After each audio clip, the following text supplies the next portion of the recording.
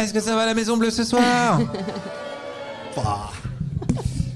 L'ambiance de malade. C'est clair. C'est parfait. Bonsoir à toutes et à tous. Bonsoir Guillaume Les gens Meurice. ne répondent pas. Non, Très c'est poli. sûr. Pas énormément de politesse. Allez, on reprend. Bonsoir Guillaume Meurice. Bonsoir. Putain, c'est les alcooliques anonymes là d'un coup. Bonsoir. Bonsoir Camille. C'était timide. Allez, maintenant tout le monde va se présenter. Alors, avant de commencer cette rencontre qui s'annonce passionnante, Bah, il paraît. 2 mots sur l'événement de ce soir qui s'inscrit dans un festival autour de l'information. Cette année, nous fêtons les 50 ans du Club de la Presse de Bretagne. Bon anniversaire, le Club de la Presse de Bretagne. Et Je suis là pour faire un peu l'animation. non mais c'est très bien, j'en attendais pas moins de toi. Et donc à l'occasion de ces 50 ans, on organise un festival autour de l'information qui se déroulera les 15 et 16 novembre. Mais la date que vous devez retenir, c'est surtout le 16 novembre, puisque c'est la journée ouverte au public. Et ça se passe au Champ Libre. Il va y avoir des rencontres, des tables rondes, il y aura même un spectacle. Bref, c'est la date à retenir. Et dans le cadre du festival, on organise également des projections, des expositions photos. Il y en a une qui est en ce moment même au métro Sainte-Anne jusqu'au 16 octobre. C'est une expo photo de photoreportage qui est magnifique. À tous les étages de la station de métro, vous allez retrouver, je crois, 8 ou 9 reportages. Et voilà. Et aujourd'hui, on va parler humour avec Guillaume Meurice, ici présent. Youhou. Peut-être que je vais me présenter en 2 mots et puis tu feras de même. Allez, vas-y. Hein, moi, je m'appelle Camille Maestracci, je suis journaliste. J'ai travaillé un certain nombre d'années en tant que reporter à la radio. Et aujourd'hui, je fais surtout du documentaire, plutôt sous forme de podcast, donc du documentaire sonore, et un peu pour la télé aussi. Voilà. Et j'habite à Rennes depuis 2 ans. À toi, Guillaume. Bah, t'as gagné parce que moi j'habite à Rennes seulement depuis 1 an et demi. Donc déjà 1 point pour toi. Et moi je m'appelle Guillaume Meurice. Je fais des petites blagounettes à la radio quand on veut bien de moi. Des fois non, alors je vais sur une autre radio. Sur scène. Qu'est-ce que je fais d'autre? J'écris des bouquins. J'aime bien écrire en règle générale. Donc j'aime bien écrire des blagues, mais entre autres choses, j'écris des romans, j'écris des essais. Je sors une BD, par exemple. On peut faire un petit peu de promo. Alors, je sors une bande dessinée la semaine prochaine qui s'appelle La Révolte sans précédent. C'est l'histoire des animaux qui font de l'écoterrorisme. Voilà, et c'est très rigolo. C'est dessiné. Enfin, c'est pas moi qui dessine. C'est Sandrine Deloffre qui a fait les dessins, qui est une illustratrice très très drôle. Et on a bien rigolé en le faisant. On a tellement rigolé en faisant la BD qu'on s'est dit que si les gens ils l'achetaient pas, on s'en foutait parce que nous on avait déjà rigolé. Mais achetez-la quand même, ne serait-ce que pour faire vivre les éditeurs. Voilà, en Très gros. bien. Hein. Et tu fais du rock aussi, tu m'as dit tout à l'heure. Et j'ai un gros passé de star du rock. Ouais, je fus une énorme star du rock. Non, j'avais monté un groupe de rock avec des amis. On faisait du rock macroniste. Donc, ouais, c'est audacieux. Hein. Ouais. En fait, c'est comme du rock chrétien. Vous connaissez le rock chrétien? C'est surtout aux États-Unis, quoi. C'est du rock, mais vraiment en hommage à Jésus. Bah, nous, on faisait du rock, mais en hommage à Emmanuel Macron. Voilà. Et donc c'était un spectacle musical rigolo, comme ouais. Il y a Raffarin, parce qu'on jouait, on était les anciens jeunes avec Jean-Pierre Raffarin. T'as le pin, c'est tout. On avait fait les pins, incroyable. Voilà un fan, il peut témoigner. J'ai été une star du rock. Et on a commencé en 2019 et après les Chinois ont inventé un virus exprès pour nous faire taire. Et on a été obligé d'arrêter la tournée. On a appelé ça le Covid, etc. Mais à la base, c'est un complot contre nous, on le sait. On est là pour dire des vérités ce soir. Ok, bah écoute, voilà. je te propose... merci, passez une bonne soirée, Voilà. c'est vraiment super, une belle rencontre. Sans transition, on va rentrer dans le vif du sujet. Comment tu décrirais ton métier? Non, mais comment tu décrirais ton métier? Parce que tu n'es pas journaliste. Je suis pas du tout journaliste. Je peux le décrire en creux, je peux dire ce que je suis pas. Ouais. Est-ce que tu es humoriste, chroniqueur, comédien? Comment tu te décris? Et puis, mon autre question, c'est pourquoi tu fais ce métier? Voilà, c'est 2 questions très différentes. Comment je me décris? Non, mais humoriste, ça me va bien, j'aime bien le mot. Je trouve que c'est sympa, humoriste, mais même comique, hein, ça me dérange pas qu'on dise comique. Ou clown. Mais les gens qui me détestent, des fois, ils me disent « Ouais, de toute façon, t'es qu'un clown. » Et du coup, je fais « Ah, merci, stylé, c'est bien. » Et les profs, ils mettaient ça sur mes bulletins scolaires. Je trouvais déjà ça stylé à l'époque. J'étais là, ouais, c'est super d'être clown. Donc voilà. Puis après, je fais pas mal d'autres trucs. Donc j'aime pas trop me mettre. De toute façon, personne n'aime vraiment être dans une case. Donc j'aime pas trop être dans une case. Mais je suis connu notamment pour l'émission de radio qu'on a fait avec Charline Vanhoenacker et Alex Vizorek pendant une dizaine d'années. Notamment les reportages humoristiques dont on va parler, les micro-trottoirs, etc. Donc c'est plutôt comme ça que les gens me connaissent souvent. Et pourquoi j'ai fait ça ? Eh ben ça c'est, j'en sais rien. J'en sais rien parce que moi j'ai jamais eu trop d'ambition ni d'objectif dans la vie. J'ai toujours été un peu le petit marrant de la bande de potes ou de la classe. J'ai toujours eu ce rôle-là qui me plaisait bien, qui me permettait d'exister dans la cour d'école. Parce que c'est ça au départ, hein. C'est vraiment faire rire les potes, c'est faire rire les profs, des fois faire rire les potes aux dépens des profs. C'est un peu, voilà, je savais pas qu'à la base j'étais en formation quand je faisais ça, mais bon, finalement ça me sert pour aujourd'hui. Et puis il se trouve que j'avais jamais fait de théâtre du tout et que je savais pas quoi faire dans la vie. Et à 20 ans, je me suis inscrit dans un cours de théâtre à Paris et ça m'a plu. Et petit à petit, j'ai toujours été le petit rigolo du groupe de théâtre. Donc on me prenait pour faire des rôles comiques. Et puis c'est une pote qui m'a dit mais pourquoi t'écris pas des textes ? Là il y a des comédie clubs. Alors ça s'appelait pas comme ça à l'époque, ça s'appelait des scènes ouvertes. À Paris, il y en a encore beaucoup. Tu peux écrire 5-10 minutes et puis aller tester devant un public, voir si c'est marrant. J'ai fait ça, ça a marché. J'ai rencontré plein de potes avec qui je travaille aujourd'hui. Et je suis là devant vous. Enfin, j'ai essayé de résumer au maximum. Il n'y avait pas vraiment de volonté. C'est pour ça que quand tu me dis pourquoi tu as fait ce métier-là, je t'explique un peu par défaut comment c'est arrivé. C'est un peu, j'ai fait ça à l'exception de tous les autres trucs. À la base, j'ai un DUT de gestion. Ouais, et je l'ai fait parce que je savais pas quoi faire en sortant du bac. Donc je crois que j'ai pris un truc le plus général possible en me disant que la comptabilité, on pouvait en faire soit dans un club de sport, soit dans une prod de cinéma, soit dans une assurance. Enfin, ça me laissait le champ le plus vaste possible. Bon, et la suite a prouvé que non. Et donc humoriste, pourquoi l'humour ? Ça sert à quoi ? C'est quoi ? C'est un outil, c'est une arme. Je t'ai entendu parler dans une interview récemment du fait que ça désacralise. Ça, oui. Mais j'aime pas le côté arme, moi. C'est un truc qui revient souvent dans les interviews. Les journalistes, ils nous disent souvent, vous ciblez telle ou telle personne ou vous tapez sur... Et on utilise l'humour comme une arme. Mais moi, j'aime pas ça. Je fais juste des blagues. J'ai jamais tapé sur personne. J'en ai pas les capacités physiques de toute façon. Non, mais après, oui, faire des blagues sur, comme tu dis, pour inverser les rapports de domination ou tout du moins pour essayer de les égaler au maximum, ça m'intéresse plus. C'est-à-dire, quand je faisais des blagues sur les profs, c'était pas parce qu'ils nous apprenaient quelque chose, c'est parce que les figures d'autorité m'ont toujours un peu emmerdé. Donc, quand il y avait des profs qui surjouaient la figure d'autorité, je l'analysais pas à l'époque, j'avais 12 ans et demi. Mais je sais pas, il y avait un truc en moi qui me disait, il n'y a pas de raison que cette personne-là, elle se considère supérieure à moi. Moi, j'ai jamais considéré quelqu'un supérieur à moi, ni inférieur. Donc, je trouve toujours d'ailleurs que les rapports de domination, c'est bizarre. Je comprends pas les gens qui se sentent supérieurs aux autres. Donc j'avais ça en moi. Ça me vient, ça on peut psychanalyser. Hein. Je pense que ça me vient de ma famille. Moi j'ai un père qui était objecteur de conscience. Donc c'est-à-dire il est arrivé au service militaire. Il a dit je ferai pas le service militaire. Il y avait tous ceux à l'époque qui essayaient de se faire porter pâle en jouant la folie, etc. Mon père il a dit non, je suis pas fou. C'est juste que j'apprendrai pas à tuer quelqu'un. Alors les bidasses ils disaient on va te mettre en tôle. Ils disaient c'est pas grave. Donc voilà, les chiens font pas des chats. Je pense que ça vient un peu de là. C'est ce que j'ai en moi. Et l'humour, ça permet assez facilement ça. En fait, l'humour, ça permet de dire aux gens qui veulent te faire peur ou t'impressionner, tu me fais pas peur ou tu m'impressionnes pas. Ça sert à tourner en dérision ce que je considère comme une fiction qui s'appelle le pouvoir. Si je devais résumer un peu. J'ai une question pour toi qui n'a absolument rien à voir avec ce qu'on est en train de dire maintenant. Mais comme tu m'as dit que tu voulais improviser, je me suis dit banco.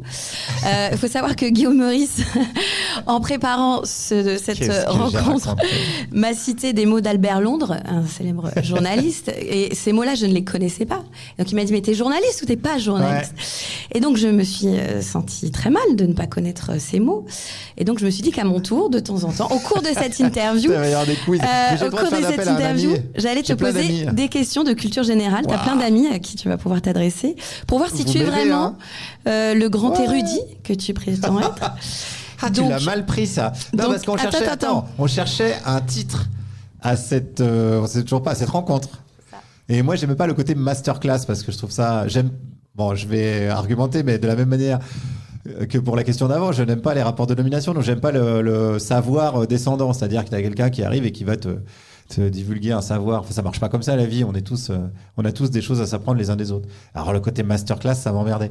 Donc on cherchait un titre et j'en ai proposé des un peu nuls, mais j'avais notamment proposé Porter la blague dans la plaie. C'est ça. Mais Camille, elle me dit mais c'est quoi ça? Et en fait, ça vient d'une citation d'Albert Long. C'est ça. Albert Londres. Notre métier n'est pas de faire plaisir, non plus que de faire du tort, il est de porter la plume dans la plaie. Donc maintenant, je la connais par cœur. Donc une question culture générale. Il y a des trucs à gagner. Puisqu'on est dans les citations, peut-être à la fin. Qui a dit Netanyahou est une sorte de nazi? Non.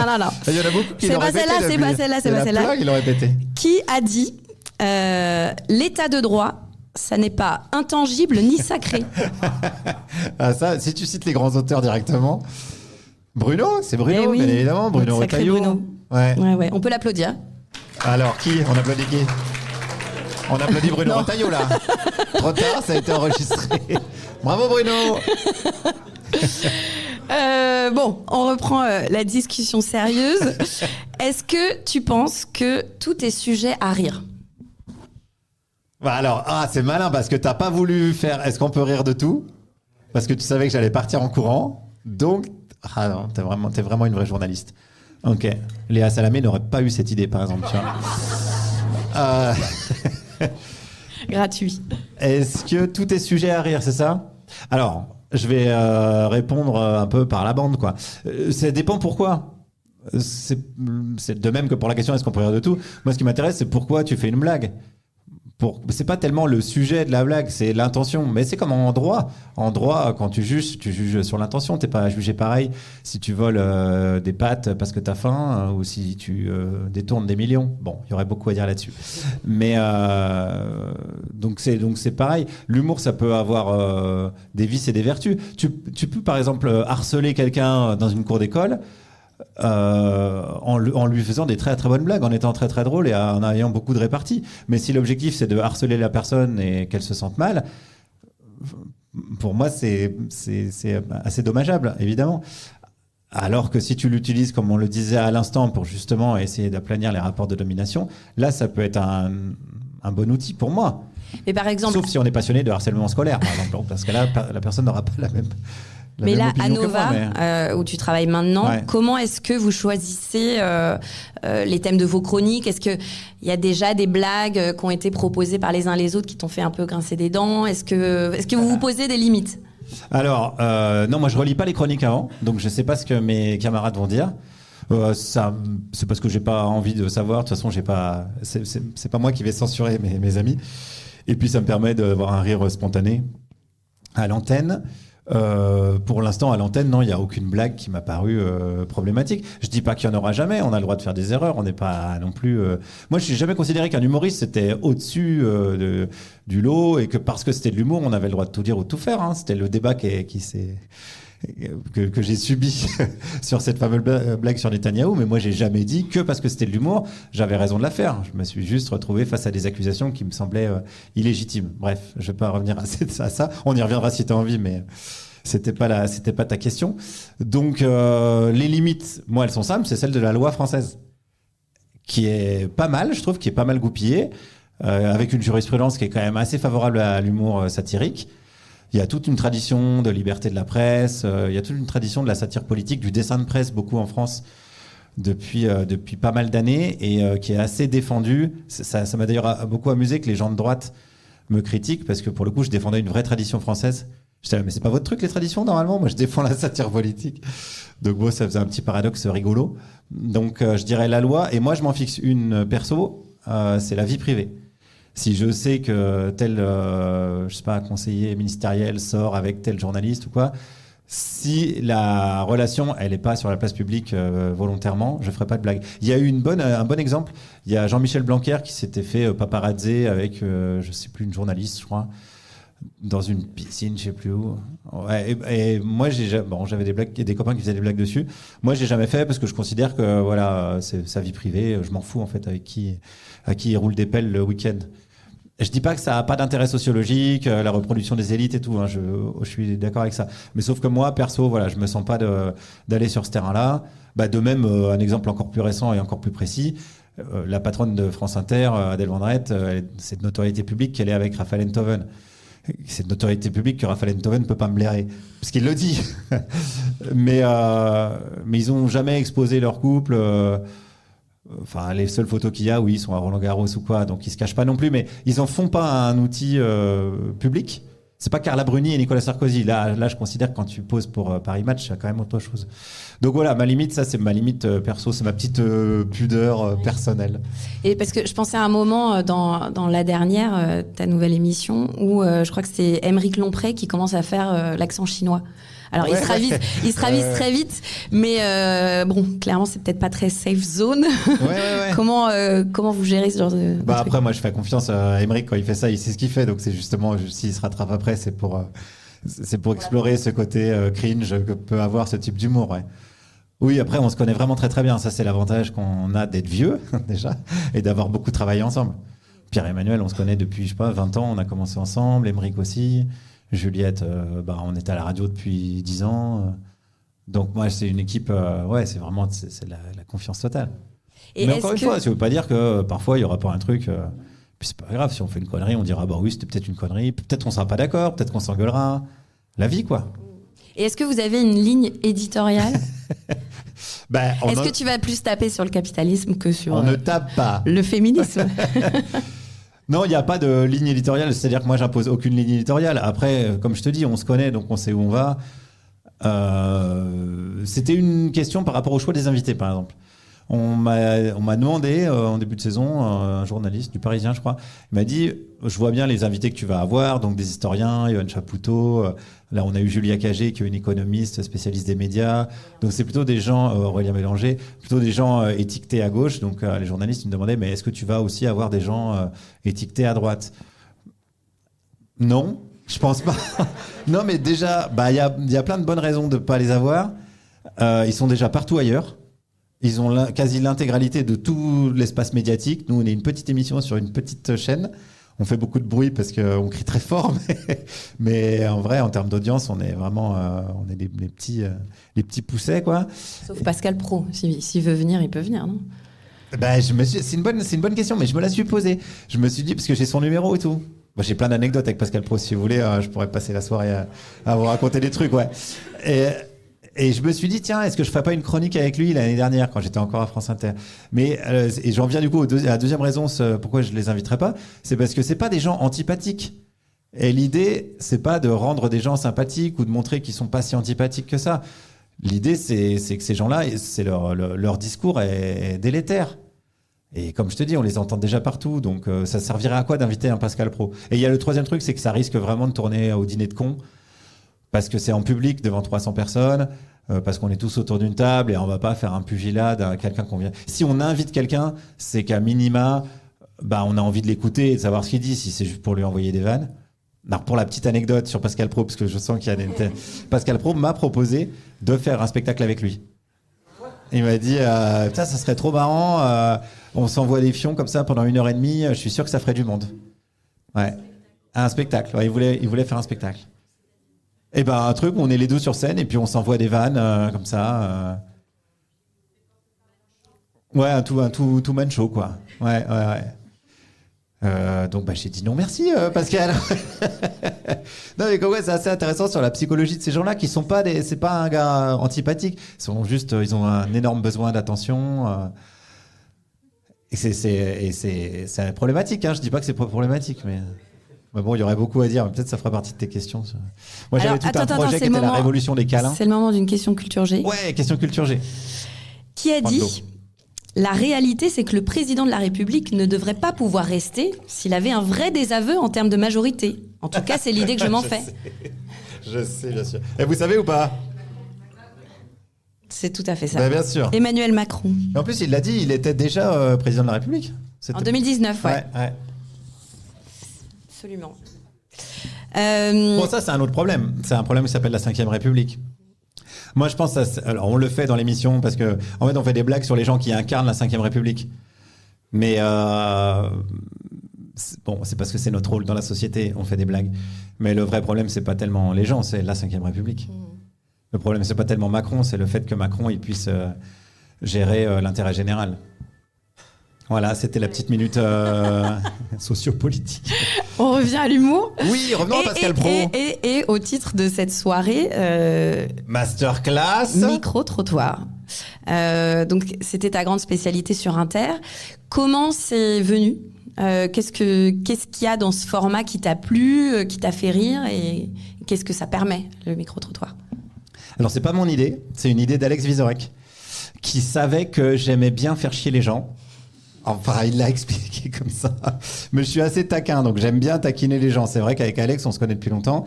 Et on a fait beaucoup de repas et tout, où j'aime bien choper les contradictions des gens et les faire tourner en bourrique. Et c'est lui qui m'a dit, on te filerait bien un micro. Donc ils ont monté l'émission avec Charline d'abord.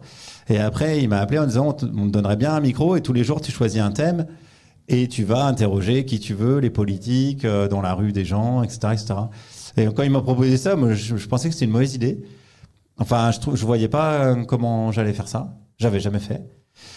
Et il a eu l'idée aussi parce que je m'amusais à faire des caméras cachées pour faire la promo de mon spectacle. Donc, il savait que j'avais pas trop peur d'aller au milieu des gens, au milieu d'un meeting de Marine Le Pen ou ce genre de truc. Enfin, j'étais allé à un meeting de Nicolas Sarkozy, en l'occurrence. Et je m'étais fait tabasser. Voilà, ça c'était pour la petite anecdote. Vous voulez une anecdote ?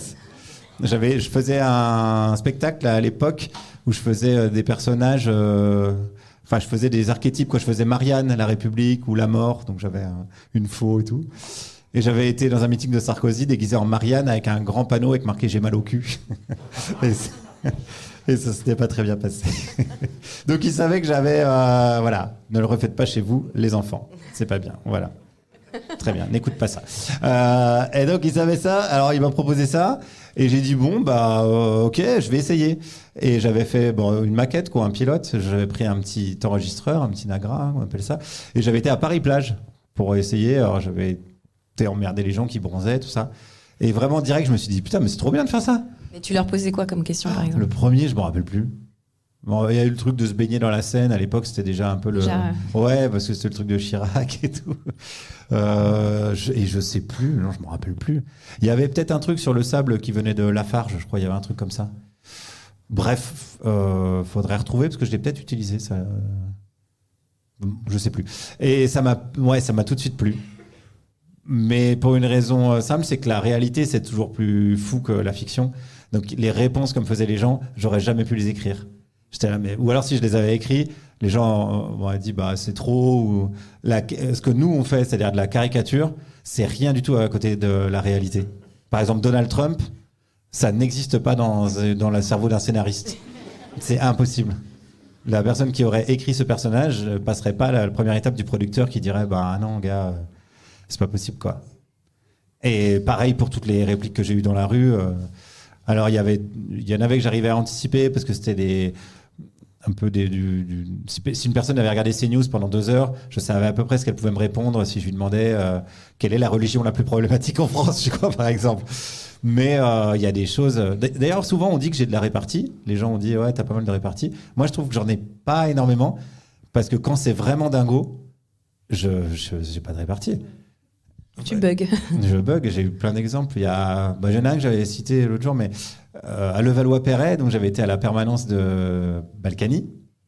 Et c'était au moment, donc il avait des ennuis avec la justice, donc Balkany quoi. Et il y avait une archive qui était sortie où il avait un domestique asiatique qui s'appelait Grindry. Et donc j'avais interrogé la femme qui tenait sa permanence. Et c'est vraiment un clan. Enfin, les Balkany à Levallois, c'est vraiment la mafia. Donc c'est vraiment un clan. Ils se connaissent tous. Et elle avait défendu Balkany en disant mais non, mais Grindry, c'était un surnom. Il le prenait bien. C'était un réfugié. En plus, c'était un village people au lieu de boat people. Et moi, dans ma tête, je dis putain, mais elle vient. Tu sais, ça se passe vite dans ton cerveau. J'étais là. Mais tu sais, elle vient vraiment de dire ça en fait. C'est fou. Et j'ai dit quoi ? C'est vraiment zéro répartie.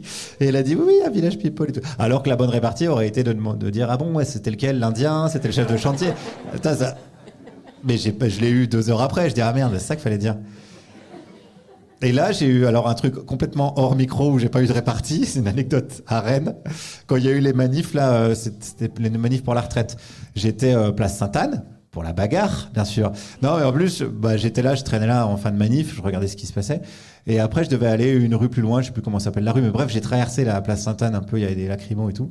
Et il y avait les petits jeunes du Black Bloc, machin, donc j'ai fait quelques selfies avec eux, devant tous les CRS comme ça, casqués, machin, tu vois, avec les yeux. Et donc voilà, je traverse, je fais quelques selfies, et je vais vraiment sur une rue qui est barricadée, quoi. Donc je vais vers un CRS, je lui dis, je vais vraiment juste là, quoi. Donc je veux bien faire le tour, si tu me dis que je dois faire le tour, mais vraiment je te demande parce que je vais vraiment à le truc là. Et le mec, il s'écarte, il me dit, allez-y monsieur Meurice. Et tu sais, t'as vraiment comme ça. Et vraiment, j'ai pas eu de répartie, quoi. Je fais, et je m'attendais vraiment à ce qu'il me dise, non, tu vois. Et après il m'a dit, bah nous aussi on écoute la radio, hein. Et j'ai fait, bonne journée. Voilà. La vie, tu vois, ça, je ne vais pas l'écrire. La vie, donc voilà, gros. Moi, j'ai grosse passion pour la réalité. J'ai un copain qui m'appelle l'obsédé du réel, mais c'est un copain qui est scénariste de fiction. Et des fois, je lui dis, non, c'est sympa. Et il y a une phrase de Mark Twain, je crois, qui dit que les citations. Citation, mais je vais pas la retrouver, qui dit que la fiction doit comprendre de la vraisemblabilité, alors que la réalité, on n'a rien à foutre, quoi. Elle en a rien à foutre d'être crédible, la réalité. Et j'aime bien ça. Et à quel moment... j'ai déjà entendu des gens qui disaient, mais en fait, c'est juste que tu te fous de la gueule des gens, quoi. Ouais, ça, on me l'a pas mal dit. Ouais. Non, alors... non, j'ai une vraie réponse à ça, qui paraît un peu être un élément de langage, mais qui est vrai, selon moi. C'est que je me fous pas de la gueule des gens, je me fous de la gueule des discours. Parce que ce que j'ai fait à la radio, je l'aurais jamais fait à la télé, alors qu'on me l'a beaucoup proposé, parce que je voulais pas afficher les gens. Je veux pas que les gens, le lendemain, ils soient emmerdés dans la rue parce qu'ils ont dit de la merde, parce qu'on les a vus dire de la merde à la télé. Donc là, la voix, ça permet quand même vachement d'anonymiser. Ça m'est déjà arrivé, que les gens disent, on m'a reconnu. Ah bah super. Je dis, oui, mais vous avez dit de la merde. Oui. Jamais personne m'en a voulu. Jamais quelqu'un dans la rue est venu me voir en disant... Parce qu'en plus les gens après ils me disaient ouais mais tu coupes les propos et tout, mais je faisais jamais dire aux gens ce qu'ils avaient pas dit, c'est impossible, je peux pas imiter leur voix. Donc évidemment je pointais du doigt les contradictions, et je pense moi que si je m'étais auto-interrogé, j'aurais pu me diffuser aussi, parce qu'on a tous des contradictions, donc y a pas, c'est juste que là c'est moi qui avais la main sur le montage, désolé. Là je l'ai pas, donc tu pourras t'amuser avec moi. Je vais couper. Mais non, l'idée c'était vraiment pas de se moquer, de se foutre de la gueule des gens. L'idée c'était au moins d'allumer une petite lumière de doute dans leur cerveau quand ils disent une certitude, quand ils sont sûrs d'affirmer quelque chose parce qu'ils viennent de l'entendre à la télé. Le fait qu'il y ait quelqu'un en face qui leur dise « Ah bon, mais vous êtes sûr ? Expliquez-moi ça ». Et puis c'est le micro-trottoir, c'est un peu le principe de l'impro. Je sais pas s'il y en a qui font de l'impro parmi vous, mais en impro, la première règle que tu apprends, c'est de toujours accepter les propositions des autres. S'il y a un mec qui arrive et dit « Bonjour, je suis Napoléon », si toi, en tant qu'improvisateur en face, tu lui dis « Bah non, t'es Blanche-Neige », bon, ok, je suis blanc. Enfin, c'est pas possible, ça, l'histoire n'avance pas, quoi. Donc, tu dis bonjour Napoléon. Et du coup, quand les gens te disent dans un micro-trottoir, j'en sais rien, les riches sont trop taxés en France, si tu dis juste, bah non, c'est faux, fin du micro-trottoir. Par contre, si tu commences à dire, ah bon, mais ils sont taxés à combien alors exactement les riches ? Là déjà, à mon avis, ça part en sucette. Et après, si tu dis, est-ce que c'est pas normal que ceux qui ont le plus d'argent, ils soient un peu plus taxés que ceux qui en ont moins ? Là, t'ouvres une porte et tu vas tomber dans des explications absurdes et fumeuses. Et pour moi, l'humour, il vient de là. C'est très, très rare, parce que c'est très, très rare qu'on le fasse dans la vie, que quelqu'un m'ait dit ah ouais, non, je dis de la merde, pardon. Jamais personne alors, je vais être tout à fait exact, il y a une personne qui m'a fait le coup, c'est Édouard Philippe. Édouard Philippe, j'ai interrogé un meeting de Juppé. Et donc, il n'était pas Premier ministre, évidemment. Et il me dit, ouais, je vous connais, c'est vous qui interrogez les gens jusqu'à ce qu'ils disent de la merde, et puis après, vous passez que les conneries qu'ils ont racontées. Et je dis, oui, c'est moi. Et donc, il me répond, alors, pour le coup, lui, il est assez sympa comme gars.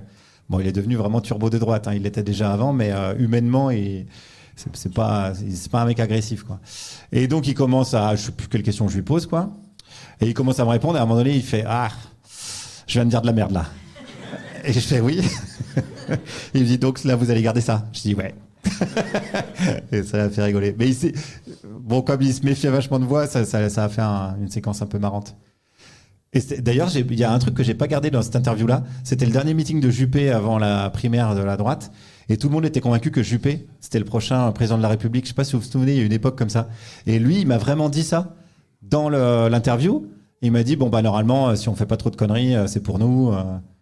Et je l'ai pas gardé parce qu'à l'époque, tout le monde pensait ça. Et c'était une archive de dingue, quoi, aujourd'hui, tu vois. Les prédictions d'Édouard Philippe. Donc, ouais, plutôt que de dire non. Mais d'ailleurs, c'est un truc que je conseille aux gens. On me disent qu'est-ce que je peux répondre à mon tonton raciste au repas de famille. Plutôt que de s'engueuler en disant t'as tort, tu dis des conneries. Questionnez-le. Pourquoi il pense ça? Est-ce qu'il est sûr de penser ce qu'il pense? D'où ça lui vient? Où est-ce qu'il a entendu ça? Où est-ce qu'il s'est fait, la fameuse je fais ma propre opinion? Ça, c'est intéressant. C'est plus intéressant que de lui dire. Bon, sauf si vous êtes énervé et que ça défoule de dire t'es un vieux facho et claquer la porte. Je dis pas qu'il faut pas le faire parfois, mais en tout cas, moi, j'ai toujours été à essayer de savoir pourquoi les gens ils pensaient ça. Et ça, et après j'arrête parce que je suis très bavard, je pense que ça vient aussi de mes parents parce qu'ils avaient une maison de la presse à la campagne. Et ils passaient des heures et des heures à discuter avec des gens dans le village. Et il y avait vraiment tout type de... Il y avait le gros entrepreneur, donc c'était une zone rurale. Donc tu avais le mec qui fabriquait les outils agricoles, qui arrivait dans son usine en Porsche et tout. Mais il était là. Il y avait le curé du village qui était là. Il y avait le syndicaliste du village. Il y avait mon père qui était un peu tendance hippie, mai 68. Ma mère qui se marrait. Et tout le monde participait aux discussions, etc., etc. Et moi, j'ai grandi là-dedans. Et j'ai vraiment tout entendu dans le magasin et j'ai toujours vu mes parents réagir en essayant plutôt de comprendre pourquoi les gens disaient ça ou essayer de les vanner en retour plutôt que de s'engueuler et de dire fous plus les pieds dans le magasin. Alors c'était peut-être pour des basses raisons commerciales, sinon ils auraient plus eu de clients. Mais il y a toujours eu ce plaisir-là et ça se retrouvait même dans les repas de famille que j'ai eus. J'ai une grande sœur et tout, et on a passé notre enfance et notre adolescence à s'engueuler sur n'importe quel sujet. On trouvait un micro-truc où on n'était pas d'accord et on passait des heures dessus. Donc c'est aussi une formation, ça.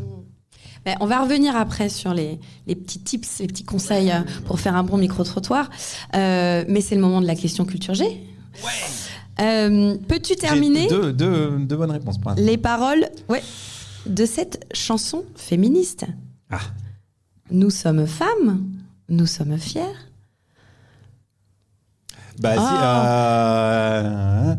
Et féministe, il m'en manque un. Et en colère. Est-ce que vous pouvez... oui. Radical. Alors attendez, on va le reprendre parce que là, ça va pas du tout. Et féministe et radical et en colère. Il va falloir le chanter. Nous sommes femmes. Ouais. Nous sommes... Et... Allez, un peu plus fort. Nous sommes fortes, ouais, ça. Et féministe et radical et en colère. C'est bon, vous l'avez. Donc il te le manquait quand même. Il manquait radical. Ouais. Nul. Ouais, non, ça va pas. Pas encore assez woke. Non, c'est ça. Comment ça se travaille en amont un micro-trottoir? C'est-à-dire, est-ce que déjà tu as un sujet en tête ou est-ce que tu y vas en te disant, je sais pas, on verra bien ce qui me viendra? Ou est-ce que tu penses déjà à un thème, à une question d'actualité? Imaginons, parce que je pense que tu devais être... oui, tu étais encore à Inter à ce moment-là. Février 2022, la Russie déclare la guerre à l'Ukraine. Qu'est-ce qui se passe? Qu'est-ce qui te vient dans la tête? Où est-ce que je vais? Qu'est-ce que je vais pouvoir demander aux gens? Bon, là, il faut aller trouver des pro-russes directement. Il faut savoir comment ils vont justifier l'invasion d'un pays. Et il y en avait, hein. Enfin, il y en a toujours d'ailleurs, hein. Mais souvent... Alors, un truc sur le micro-trottoir qu'on n'a pas dit, c'est que pour moi, ça a vraiment... Je l'ai fait en tant qu'humoriste. Pour moi, ça a vraiment zéro intérêt journalistique. Parce qu'il y a encore quand même pas mal... Bon, ça fait longtemps que j'ai pas regardé le JT, mais j'ai discuté avec un pote de Ouest France hier soir qui me disait que ça se faisait encore dans les médias, dans la PQR, et il bossait au Parisien. Je confirme. Ouais. Alors, journalistiquement, aucun intérêt, parce que je suis bien placé pour savoir que tu peux faire dire n'importe quoi, non pas aux gens, mais au micro-trottoir. Il y a un très bon exemple de ça, il y a quelques années, c'était où ce café en banlieue parisienne où il disait c'est un repère d'islamistes, où les femmes sont pas... Sevran, à Sevran. C'est un reportage de France 2. Et il suffit d'aller dans ce café-là, de tomber sur 3 gars qui disent de la merde sur les femmes. C'est pas très compliqué, tu vois. Je pense que tu passes vraiment 20 minutes et tu les trouves. Tu fais ça, eux, ils avaient fait ça en caméra cachée. Et puis après, tu dis le fameux café de Sevran, repère d'islamistes, les femmes sont interdites. Tu peux faire ce que tu veux, mais tu peux très bien, si je veux prouver que Rennes, c'est une ville qui aime bien le yaourt à la fraise, je fais un micro-trottoir, je me pose des questions aux gens sur le yaourt à la fraise et je garde que ça et je fais, putain, les gens sont tous fous de yaourt à la fraise. Ça a vraiment zéro intérêt. Donc moi, je le faisais en prouvant et en assumant que c'était biaisé. Les gens, des fois, ils me disaient ça, ils me disaient ouais, mais vous gardez que les réponses qui vous arrangent. Je dis, ouais, mais clairement, oui, quoi. C'est vraiment exactement ce que je faisais. Mais les médias font ça. Jean-Pierre Pernaut, quand il envoyait ses reporters faire des micro-trottoirs, les jours de grève où tout le monde gueulait contre la SNCF, c'était clairement biaisé. Mais eux, ils appelaient ça de l'information. Donc, attention, quand vous voyez un micro-trottoir, bon, de toute façon, vous le savez, mais parce que là, vous êtes là, donc vous êtes l'élite de la nation. Donc, déjà... Mais c'est pas pour témoigner, c'est pas évident à faire. Hein. Moi, on m'a déjà envoyé sur des trucs, le prix du tabac. Tiens, vas-y, va voir si les gens sont pas contents. Alors, il fallait que je me poste devant un tabac et que je cherche les gens pas contents. Ah oui, vous êtes fumeur? Oui. C'est cher, hein? Oui. Et alors, ça vous fait quoi? Ah bah c'est chiant. Ah, j'ai pas envie de. Voilà. Ouais. Super. Ben oui. Donc t'as déjà un angle. Mais alors moi, je faisais ça. Mais en tant qu'humoriste. Donc là, tu me poses la question, par exemple, mettons à l'invasion de l'Ukraine. Donc moi, je me serais dit, il faut que j'aille chercher des pro-russes. Bon, où est-ce que tu trouves des pro-russes Alors j'allais souvent sur les marchés, parce que ça brasse, pour les micro-trottoirs, hein, parce que j'ai fait quand même pas mal d'autres trucs. Je faisais les salons professionnels ou l'Assemblée nationale, souvent aussi. Mais on va dire micro-trottoir lambda dans la rue, quoi. J'allais soit sur les marchés, parce que ça brasse pas mal de monde, puis les gens, ils discutent, ils piétinent. Tu peux repérer un peu les grandes gueules. Il y a des petits groupes et tout. Enfin, c'est assez foisonnant. Ou alors, je faisais devant les kiosques à journaux à Paris ou devant les maisons de la presse quand j'étais en tournée. Parce que c'est des gens qui s'intéressent à l'actu, tout simplement. Donc, puis tu peux repérer. Hop, ils sortent avec Valeurs Actuelles sous le bras. Hop, venez par là. Donc, je faisais souvent ça. C'est pour ça qu'encore une fois, je suis pas sociologue non plus, parce que les biais sont énormes, mais pour moi, les biais, ils sont assumés. Parce que moi, ce qui me plaisait, c'était d'aller vraiment dans les arguments. Pourquoi ce que je viens de te dire, pourquoi les gens ils pensent ça et pourquoi les gens ils pensent penser ça. Donc voilà, j'aurais certainement fait ça. Et c'était qui tes cibles? Donc tu disais par exemple, tu repères les gens. Est-ce que c'est plutôt, je sais pas, des gens d'un certain âge, ou au contraire t'essayais de varier, t'essayais d'être un peu paritaire, ou est-ce que t'allais plutôt, je sais pas, vers des personnes parce qu'elles avaient telle ou telle voix Non, alors ça c'est une grande leçon d'humilité au tout début, c'est que vraiment il faut faire au hasard. Quand je dis d'humilité, c'est que quand tu commences le micro-trottoir, tu te dis lui il a une bonne tête de blaireau, et tu vois, tu arrives un peu sûr de toi, et en fait pas du tout. Donc il y a vraiment pas de physique qui correspond à des opinions, et je vais te dire c'est plutôt rassurant pour l'espèce humaine. Mais vraiment au tout début, je pense que la première semaine j'ai dû vraiment réagir comme un débile et faire ça. Et donc, en fait, non, j'allais voir tout le monde. Vraiment, sans distinction de genre, de sexe, de couleur de peau, d'âge. Et comment tu commences Qu'est-ce que tu leur dis en premier? Excusez-moi, est-ce que je peux vous poser une question, ou c'est quoi ton accroche? Alors, j'avais toujours le même process assez particulier. C'est que j'arrivais toujours micro éteint. Donc, pas du tout façon Élise Lucet. Et je disais, est-ce que vous avez 2 minutes? Est-ce que je peux vous embêter 2 minutes? Je fais un sujet sur tel truc. Donc, je disais le sujet. Et après, si les gens ils disaient oui, j'enclenchais. Mais je faisais pareil aussi avec les députés ou avec les politiques. J'arrivais jamais micro ouvert. Parce que moi, j'ai besoin d'avoir un petit dialogue. J'ai pas besoin d'une petite phrase à la volée ou des choses comme ça. Donc, j'avais besoin d'avoir un petit cadre avant où les gens ils disent « Ok, je suis d'accord pour être enregistré. » Allons-y. Puis je trouve que ça donne plus de poids à la personne qui dit des trucs plutôt que quelqu'un qui est à la volée comme ça dans la rue et qui m'envoie chier ou qui dit une connerie pour se débarrasser de moi. Là, c'était vraiment des gens qui étaient d'accord pour être enregistrés. J'ai jamais fait de micro caché. Alors, il y a une exception qui confirme la règle, puisque j'ai fait un truc, j'ai appelé un centre anti-IVG en me faisant passer pour un mec dont la copine voulait avorter. Ça, c'était plutôt sous forme canular, mais j'avais pas vraiment le choix. Mais sinon, dans la rue, j'ai jamais fait de micro caché. Donc, j'arrivais toujours avec ce process-là, on va dire. Et je le trouve plus... déjà, je le trouve plus honnête. Et puis, le deuxième truc, c'est que ça me permettait assez rapidement de voir à qui j'avais affaire, sachant que mes personnes préférées étaient les personnes qui disaient « Oh non, mais moi, je vais vous répondre, mais de toute façon, vous le passerez pas. » Et ça, à 100%, je les passais. C'est évident, tu vois. J'étais là « Ah, attendez, j'enregistre. » Et là, t'étais sûr que c'était la parole décomplexée.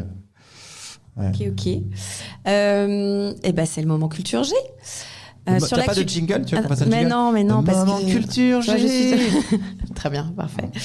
Je débute en jingle. Alors, actu internationale. Waouh. Une de ces 3 villes a été victime de 3 fusillades en 3 semaines.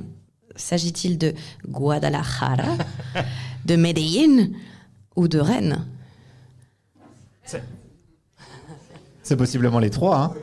T'as vérifié c'est une bonne les réponse. autres, ouais, c'est ça. C'est une bonne réponse. C'est les 3, c'était ça? C'est ça, ouais. Ça, ok. Et puis, un petit point sport. Combien de médailles a eu la France aux Jeux Olympiques? Ah non, je suis nul. Genre, je sais pas, vous savez ça? 1000, j'ai à ma gauche. Entre 0 et 1000, on dirait. On est plutôt entre 0 et 100. Comme quoi, tu vois, le collectif, des fois, c'est de la merde quand même. 58. C'est un peu plus? 68, un peu moins? Un peu plus que 61? 63. Un tout petit peu plus que 63?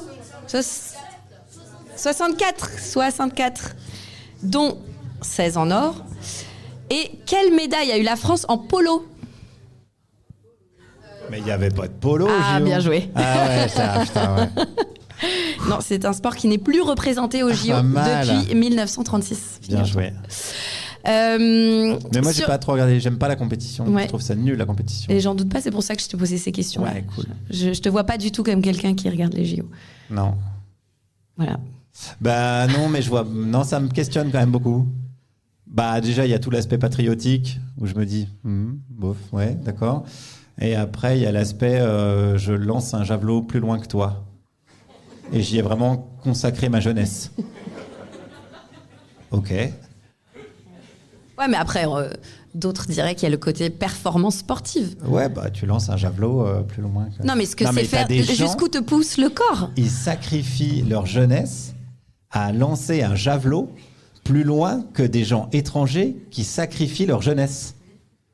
Est-ce qu'on peut pas arrêter ça? Non, mais ça va toujours questionner. Mais il y a un côté vachement sacrificiel là-dedans.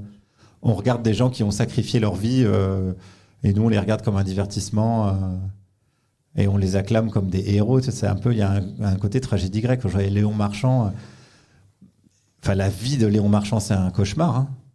Il passe son temps dans le chlore à compter du carrelage. Enfin, c'est de la merde, en fait. Non, mais là, on voit, nous, il est là, tac, il est torse nu, il est beau gosse, machin, il est sympa. Mais qu'est-ce qu'il fait demain à 6h du matin? Il va faire 25 km dans le chlore. Personne ne veut cette vie-là, personne ne veut cette enfance-là. Écoute, on fera un débat pour ou contre le sport à la fin de cette... Alors, de anecdote, cette- j'ai déjà dit un peu des trucs pareils à plus large échelle sur le plateau de C'est à vous. Ça m'a valu des menaces de Florent Manodou. Et je me suis vraiment clairement fâché avec les gens les plus musclés de France. Après, il a supprimé son tweet. Parce que je lui ai fait « Oh !» Il a fait « Non, je supprime ». Est stratégique. Non, il a pas fait ça. Mais ouais, c'est vrai. Bah oui. Non, et pour la fin de l'anecdote, donc j'avais dit ça, à peu près ça, quoi. Que c'était des gens qui sacrifiaient leur jeunesse. Et je l'avais eu Non, c'était un triathlète que j'avais eu en DM, où j'avais discuté un peu avec lui. Et il disait, mais n'importe quoi, on sacrifie pas notre jeunesse. Et alors j'étais là, Manodou, il le dit dans les interviews. Et il dit n'importe quoi. Et j'avais tapé juste sacrifice et Manodou dans Google. Et vraiment, à longueur d'interview, les gars, ils disent, on a sacrifié notre jeunesse, quoi. Ok. Ce qu'il fallait démontrer. Et sinon, j'ai sur une autre petite anecdote là-dessus, qui est un peu sur le même pattern de les gens te reprochent ce qu'ils sont, que tu dises ce qu'ils sont. J'avais fait un meeting de Marine Le Pen et j'avais été interroger des Serbes et j'avais fait une blague dans la chronique qui était un peu, je sais plus c'était quoi, mais c'était un peu quand tu interroges des Serbes, ton espérance de vie elle chute à 20 minutes, quoi. C'était des gros Serbes, Milosevic, violents et tout, quoi. Un meeting de Marine Le Pen, nationaliste. Et c'était passé en boucle sur une chaîne de télé serbe, le CNews serbe. Donc je recevais des messages avec les réseaux sociaux en serbe. Et donc j'allais dans Google Translate, et là c'était vraiment que des messages, des menaces et tout, on va te buter. Et les gens, et ils disaient ça alors qu'ils me reprochaient d'avoir dit qu'ils étaient violents. Donc ils étaient là, ah ouais, on est violents, tu vas voir, on va te niquer, ouais. Du coup je faisais, ce que j'ai dit en fait. La réalité, C'est ça. elle est toujours plus incroyable, tu peux C'est pas écrire ça. Et donc, à propos de réalité et de Un quiz. micro-trottoir, non, je voulais terminer un peu sur ce sujet avant de passer aux choses sérieuses.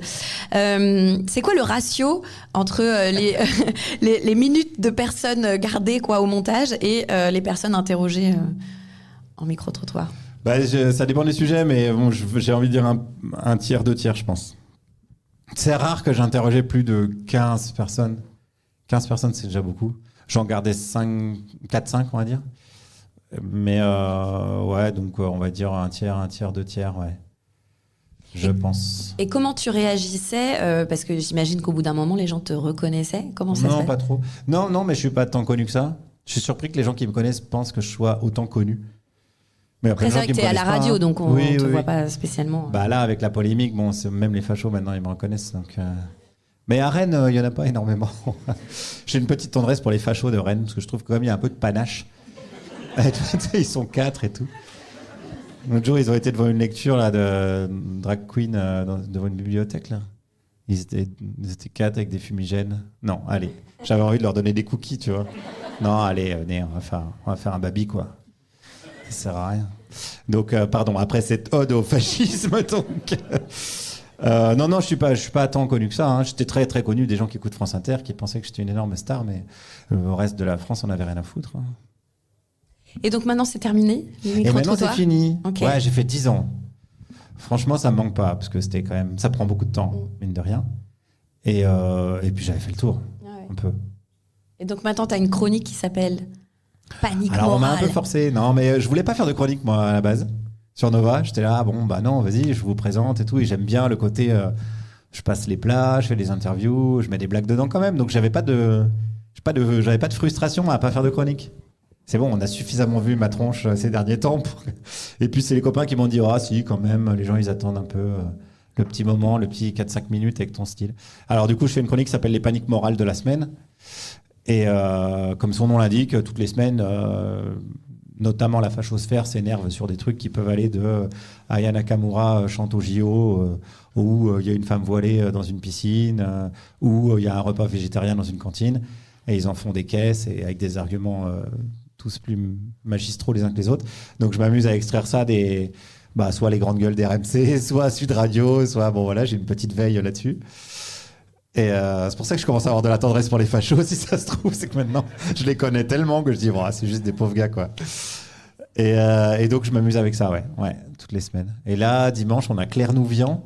Je sais pas si vous voyez qui c'est. Claire Nouvian, c'est la fondatrice de Bloom. Non, voilà. Bloom, donc c'est une association, une ONG qui milite pour la préservation des océans. Et elle a toute une séquence où elle est allée il y a quelques années chez Pascal Praud sur CNews, et elle savait pas du tout où elle allait. Et ils sont tous full climato-sceptiques. Et elle a une formation scientifique, et elle hallucinait de l'état du débat. Et la séquence, elle est assez marrante, donc je pense que je vais reprendre ça et je vais disséquer un peu ça. Voilà, c'est pas une bonne idée, j'ai l'impression. Ah, bah si. Tout le monde me regarde en disant ça va être nul. Bah si. non. Vous avez parlé de Paul Watson, cool. Sans doute, de plein d'autres choses. Ouais, Paul Watson, c'est quand même fou, quoi. Incroyable. Le mec, il est en tôle alors qu'il sauve des baleines. Non? Si. La réalité, quand même complètement con, la réalité. Moi, ce que je vous propose, c'est de faire un petit exercice. Oui, on fait un petit exercice. Vous voulez faire un petit exercice? Ouais. Un petit exercice sur le micro-trottoir, c'est quand même le nom de cette masterclass. C'est une masterclass. Sans master. Ouais. Hein. C'est moi, donc on peut considérer qu'il n'y en a pas. L'idée, c'est que pour ceux qui sont volontaires, l'un après l'autre, pas tous en même temps, vous allez vous mettre dans la peau d'un journaliste ou plutôt d'un humoriste, en fait dans la peau de Guillaume Meurice, quelque part. Et vous allez essayer de tirer le meilleur des personnes que vous allez croiser, en l'occurrence Guillaume Meurice. Et toi, tu vas jouer... ouais, moi, je peux jouer le rôle de ceux que j'interrogeais d'habitude. Voilà, exactement. Peut-être que avant de commencer, avant de voir qui est tenté par l'exercice, tu peux nous rappeler 2-3 petits conseils à faire, à pas faire quand on se lance comme ça dans le micro-trottoir. Comme toi, tu as dit que tu abordais est-ce qu'il faut se présenter? Est-ce qu'il faut dire pour qui tu travailles? Alors, à pas faire, s'énerver, faut pas s'énerver. À essayer de pas faire, pas être dans la contradiction, comme on l'a dit tout à l'heure. Plutôt essayer d'accompagner la parole, d'accoucher la pensée. C'est de la maïotique, c'est Socrate. J'ai vraiment tout piqué à un gars qui faisait ça déjà, mais il n'avait pas le matériel technique, puisque c'était la Grèce antique. Mais c'est vraiment très spécifiquement la technique de Socrate qu'on appelle la maïotique. Donc, essayer de savoir pourquoi les gens disent ça, d'où ça leur vient, et est-ce qu'ils sont sûrs de ce qu'ils disent, et de voir s'allumer le petit doute dans leur œil. Ça, c'est un petit plaisir quand même assez chouette. Surtout quand c'est des politiques. Quand c'est des politiques, c'est assez marrant. Des fois, à l'Assemblée, je me suis fait engueuler quelques fois parce que je leur coupais la parole quand ils répondaient pas à la question. Et ça, ils n'ont pas du tout l'habitude. Parce que, par exemple, salle des 4 colonnes où tu interroges les politiques, les députés à l'Assemblée, c'est assez théâtralisé. Tu as des journalistes, tu as des barrières, tu as des journalistes qui posent une question. Le député, il a sa réponse. Des fois, qui ne correspond pas à la question, mais tout le monde s'en fout. Puisque de toute façon, le journaliste, il a de quoi faire pour envoyer à sa rédac. Et le député, il a dit ce qu'il avait à dire. Sauf que moi, j'avais personne à envoyer. Enfin, c'était moi, quoi, mon truc. Donc, je me souviens, c'était Menucci, une fois, un député du Sud, là. Il m'a dit, pourquoi vous me coupez la parole tout le temps? Et je dis, parce que vous répondez pas à la question, putain. Et il était là, mais c'est pas grave, ça. Tu comprenez pas. J'ai dit ce que j'avais à dire. Je dis, mais non, mais ça correspond pas, putain. Donc, voilà. Et voilà, donc c'est mon dernier conseil. Pas hésiter à recadrer quand la personne commence à pas répondre à la question. Parce que ça arrive, même pas que des députés. C'est des petites techniques de fuite qu'on a tous et on expérimente dans la vie quand on n'a pas envie de répondre à une question. Hein. On répond à côté. On répond à côté. Ouais. Quand on ne sait pas où est la rue, voilà. Je sais pas quoi, on dit oui, on invente des trucs. Voilà. Moi, ça m'arrive tout le temps. Ben voilà. Alors, peut-être qu'on peut partir sur un thème pour voir un peu quelle personne serait tentée par l'exercice. Qu'est-ce que vous avez entendu de plus réac ces derniers temps dans votre entourage ou à la télévision ou à la télé? Qu'est-ce que vous avez entendu de plus, je sais pas, un truc. Non, mais pas de plus. On va essayer de pas orienter, de plus problématique à équilibrant. Le truc je pense qu'il faut quand même un petit thème. Ouais, vas-y. Je sais pas, non, mais peut-être, je sais pas. Ça se trouve, vous n'êtes pas énervé du tout. Ah ouais. Ah voilà. Oui, est-ce que Darmanin est de gauche? Il a dit ça. Il a dit, ouais. Exactement. Mais il a dit vraiment 45 secondes après être parti du ministère de l'Intérieur. Ouais. Il s'appelait Moussa. On peut partir sur Darmanin de gauche. Darmanin est antiraciste. Donc moi, je suis le gars dans la rue. Toi, t'es le gars dans la rue. Qui dit. Qui est-ce qui. Attends. Darmanin est antiraciste. Ouais. Qui est-ce qui est tenté par l'exercice? Ah, je vais jouer le mec qui défend Darmanin, c'est trop bien. Alors, allez, il faudrait que quelqu'un se motive. Il s'agit juste de poser une ou deux questions à ce jeune homme que vous trouvez dans la rue. Vous arrivez et puis vous avez votre petite chronique à rendre à France Inter ou à Radio Nova. Ou pour ton podcast. Ou pour mon podcast. Ah, bien sûr, évidemment. Personne se lance? Ouais. Allez. Ah ouais, on se met là. Ah, tu peux te mettre debout. Vas-y, ça fait club théâtre et tout, j'aime bien. Ah, ça fait club théâtre. Donc tu me mets dans ta peau, c'est ça? Ouais, moi je suis un gars dans la rue comme ça, puis je dis non, Darmanin, c'est plutôt un gars. Eh bien, déjà son deuxième prénom c'est Moussa, donc. Moussa, on vient d'apprendre. Ouais, donc il peut pas être raciste. Voilà, ça. Qu'est-ce que vous pensez justement de ce retournement de situation que pendant des années, on nous a présenté une politique quand même de droite et d'un coup, quelques secondes avant de laisser la place à Retailleau au Premier ministre, on a quand même un retournement de situation incroyable où Gérald Darmanin se métamorphose en Moussa Darmanin et essaye de faire croire que finalement il n'était pas si à droite que ça. Non, pour moi Darmanin il n'a jamais été à droite. Hein. C'est un peu le problème, c'est qu'il n'a jamais été assez à droite. Hein. Il n'a jamais été assez à droite. C'est déjà son deuxième prénom c'est Moussa, donc il y a déjà un problème. Vous le saviez avant? Ouais, bien sûr. C'est pour ça que je ne l'aimais pas depuis le début. C'est parce que je me méfie toujours des gens qui ont un deuxième prénom et justement, d'origine étrangère. Quoi. C'est pas normal pour moi, pour un ministre de l'Intérieur. Quoi. Et du coup, quand par exemple il disait à Marine Le Pen justement qu'il trouvait qu'elle était un peu dans la mollesse sur l'immigration, vous disiez quoi à ce moment-là? Ouais, moi je trouve que c'est lui qui est dans la mollesse depuis le début. Hein, voilà. Mais Marine Le Pen, ceci dit, c'est pas la panacée non plus. Hein. Moi je suis Zemmour, vous voyez, donc je vous le dis, hein, pas de problème avec ça. Hein, tout ce qui est. Donc finalement, tous les gens de gauche, de toute façon, ça a foutu le pays dans la merde depuis des années. Donc quand tu vois des mecs comme Darmanin. Vous êtes du coup, chez les LR, vous êtes plus du côté de Ciotti, du coup, quand il veut se rapprocher un petit peu, justement, qui quitte LR, du coup, pour se rapprocher de Marine Le Pen, c'est plus ce côté-là. Ciotti, je me méfie parce que c'est origine italienne, donc. C'est hyper agréable à faire. C'était bien. Ouais, là, t'aurais dû garder, tu vois. Non, mais c'est parfait. Là, je pense que t'avais des trucs à garder, tu vois, le Ciotti. Là, il y a pas mal de trucs à garder. J'ai une anecdote avec Ciotti. Vous voulez une anecdote avec Ciotti? J'avais fait toute une chronique. Moi, je suis copain avec Cédric Héroux, donc c'est celui qui accueille les migrants dans la vallée de la Roya. Et il était en fight avec Ciotti, parce que c'était son député. Et donc j'avais fait toute une chronique où j'avais parlé de Cédric Héroux à Ciotti. Et à la fin, je disais, mais Ciotti, en plus, c'est... Parce que lui, son truc, c'est les Français de souche. Et j'étais, mais Ciotti, c'est pas du tout Français de souche. Et donc il était obligé d'admettre qu'il était d'origine italienne et tout. Parce que moi, je dis, moi, je m'appelle Meurice. Donc moi, c'est la souche, en fait. Mais c'est mes parents mes parents sont nés à côté de la souche, tu vois. C'est mon grand-père qui a inventé certainement la souche. Donc je disais, mais si c'est les Français de souche qui décident, c'est moi. Donc est-ce que vous pouvez quitter le pays, s'il vous plaît? Et après, il voulait plus me parler. Après, il me croisait à l'Assemblée, il me disait, non, je ne vous parle plus, monsieur Meurice. Voilà.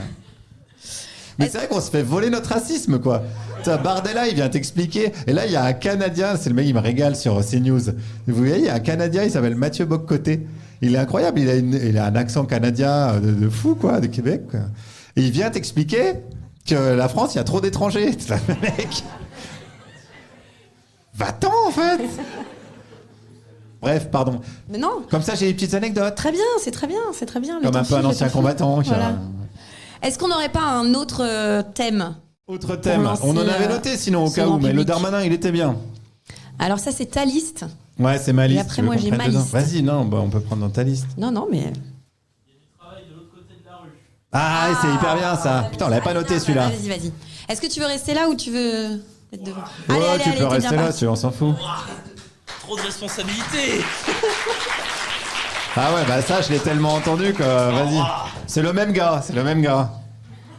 Bonjour. Bonjour. Bah, du coup, je voudrais juste vous poser quelques questions sur les récents propos d'Emmanuel Macron qui a du coup dit que d'après lui, il fallait juste traverser la rue pour trouver du travail. Voilà. Qu'est-ce que vous en pensez de ces propos? Ouais, bah moi j'aime pas Macron déjà de base, mais là-dessus, il faut admettre qu'il a pas tort, quoi. C'est juste un problème, c'est que les gens ils veulent plus bosser aujourd'hui. Hein. En France, maintenant, ils vivent des aides, il y a des assistés partout. Moi, je vois à côté, j'ai un pizzaiolo, il cherche à embaucher un plongeur, il n'y a aucun jeune qui veut y aller. Donc, Et du coup, est-ce que vous connaissez le nombre de personnes qui profitent du RSA aujourd'hui en France? Trop. C'est pas un chiffre, ça, monsieur. Il y en a j'ai pas le chiffre en tête là comme ça, mais moi j'en connais déjà, donc j'en connais au moins 4 ou 5 et qui cherchent pas, quoi.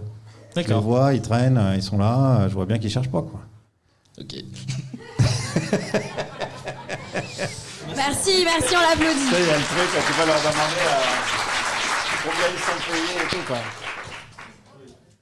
Allez, un truc sur les féministes, tiens. Ouais, les féminazis. C'était dans ta liste, ça. Ouais. Elles en font trop. Et puis, elles ont arrosé la Joconde.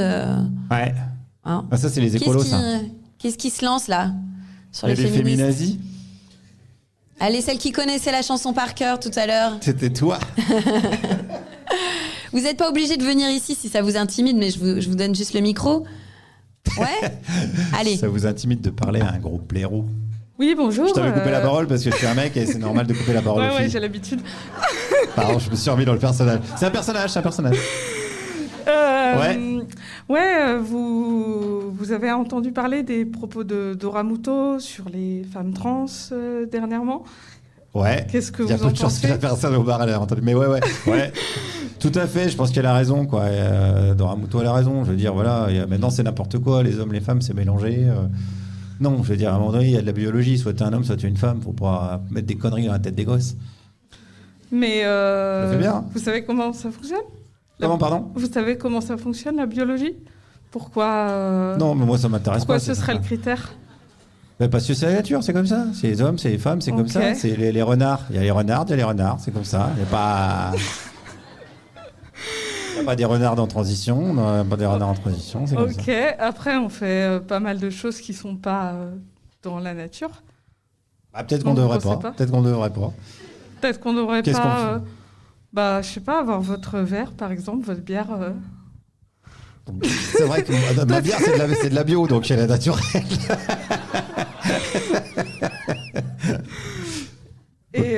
Et du coup, vous êtes d'accord avec elle? Évidemment. Oh, Okay. Bien sûr, il faut remettre un peu l'église au milieu du village, quoi. Et vous considérez que... Et pas la mosquée, si vous voyez ce que je veux dire. Ok, continuez. Vous avez d'autres questions? Pourquoi pas la mosquée au milieu du village? Parce que on est chez nous. Nous, on va pas mettre des églises Oui, bon, on l'a fait à un moment donné. Bon, voilà, non, mais on voit bien qu'ils veulent essayer de nous imposer une civilisation. Ils arrivent, il y a des femmes voilées, il y a des changements de sexe. Non, c'est pas possible, ça. Je pense que c'est pas les mêmes personnes. On est perdu, quoi. Moi, C'est compliqué. Hein. C'est plus ma France, quoi. C'est dur d'être un homme. De plus en plus. J'ai envie de dire, non, on sait même plus comment draguer. On sait plus, on fait un petit compliment, on se prend les insultes. Ouais. Moi, je suis désolé, à mon époque, c'était pas comme ça, quoi. On allait au bal, bon, bah, c'est vrai que des fois, je dis pas qu'il y avait pas des abus, mais ça faisait partie du jeu. Ok, c'est dur de répondre. Ah, tu vois. Moi, j'ai vraiment des gens qui m'ont dit ça pour les lever.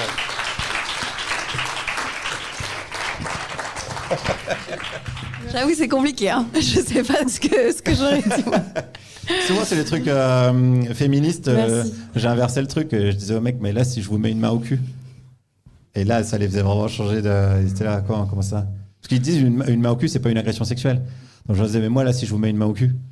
Et tu sais, si c'est un mec, en plus, t'as le côté homophobie et tout. Ils sont là. Ah bah non, là, je vous en mets une. C'est quoi le truc le plus hardcore que t'as entendu? Ou vraiment, tu pouvais pas t'imaginer des propos pareils, quoi. Ah bah, il y a des trucs. Il y a notamment un truc que j'ai pas passé. Parce que c'est un truc sur le racisme. En fait, je crois pas que les gens... Il y a des gens qui tiennent des propos racistes, mais je crois pas que les gens qui tiennent des propos racistes soient forcément des racistes. Je m'explique. C'est souvent des effets de cadrage. T'as souvent des gens qui vont te dire il y a trop d'Arabes en France. Les Arabes en France, c'est un problème. Mais Mohamed, l'épicier du coin, ou Ahmed qui bosse sur le chantier avec moi. Ouais, un peu ça. Un peu ce côté-là. Eux, ils sont sympas. Ça, c'est des effets de cadrage. C'est comme CNews, il te dit toute la journée que les Arabes, c'est un problème. Toi, dans ta vie, dans ta réalité, les seuls que tu connais, c'est pas un problème. Donc, tu vas te dire, bon, bah, coup de bol. Je suis tombé sur les deux qui posent pas de problème. C'est vraiment des effets de cadrage du cerveau. Donc, souvent, t'entends des conneries comme ça, où j'ai un ami noir, je suis pas raciste, j'ai un ami noir, ce genre de choses. Mais, je suis tombé une fois sur un gars qui était vraiment raciste. Il avait vécu en Afrique du Sud pendant l'apartheid, il était blanc. Et il disait non, mais les Noirs sont inférieurs et c'est comme ça. Il n'était pas haineux. Il était beaucoup plus flippant que ça. Il était vraiment, il t'expliquait que. Et du coup, je lui ai dit, mais vous êtes raciste? Il avait dit oui. Enfin, tu vois, il n'essayait pas de fuir. Il dit, ah oui, moi je suis raciste, je pense qu'il y a une inégalité des races et je l'ai constaté, etc. Donc il développait ces trucs. Et c'était pas drôle. Parce c'était terrifiant. Mais c'était pas drôle. Je l'ai pas passé parce que moi je cherchais des trucs un peu drôles. Avec des contradictions, etc. Et là, c'était juste un gars raciste. J'étais là, ah ok, bonne journée. Là, pour le coup, j'ai pas eu de répartie non plus. Parce qu'il y avait rien dans son raisonnement qui était incohérent pour lui, dans ce monde de racistes qu'il avait créé, tu vois. Il essayait pas de faire le truc. Souvent, des gens, oui, comme tu dis, qui disent, non, je suis pas raciste, parce que gna gna gna. Mais le racisme, le sexisme, ce genre de choses, c'est vraiment... ça revient à la discussion du début, c'est des rapports de domination et surtout, c'est de la peur. Quand on te met de la peur, c'est hyper mobilisateur, la peur comme sentiment. Donc, ça scotche les gens devant la télé. C'est pour ça que tu as de la peur toute la journée sur CNews pour que tu restes jusqu'à la pub, etc., etc. Donc, comme on est des êtres humains et qu'on doit notre survie sur Terre essentiellement à la fuite devant les dangers, dès qu'on mobilise ce sentiment-là, on a vraiment un truc d'hyper-attention. C'est là que t'interviens, quoi, pour désacraliser un peu tout ça, justement.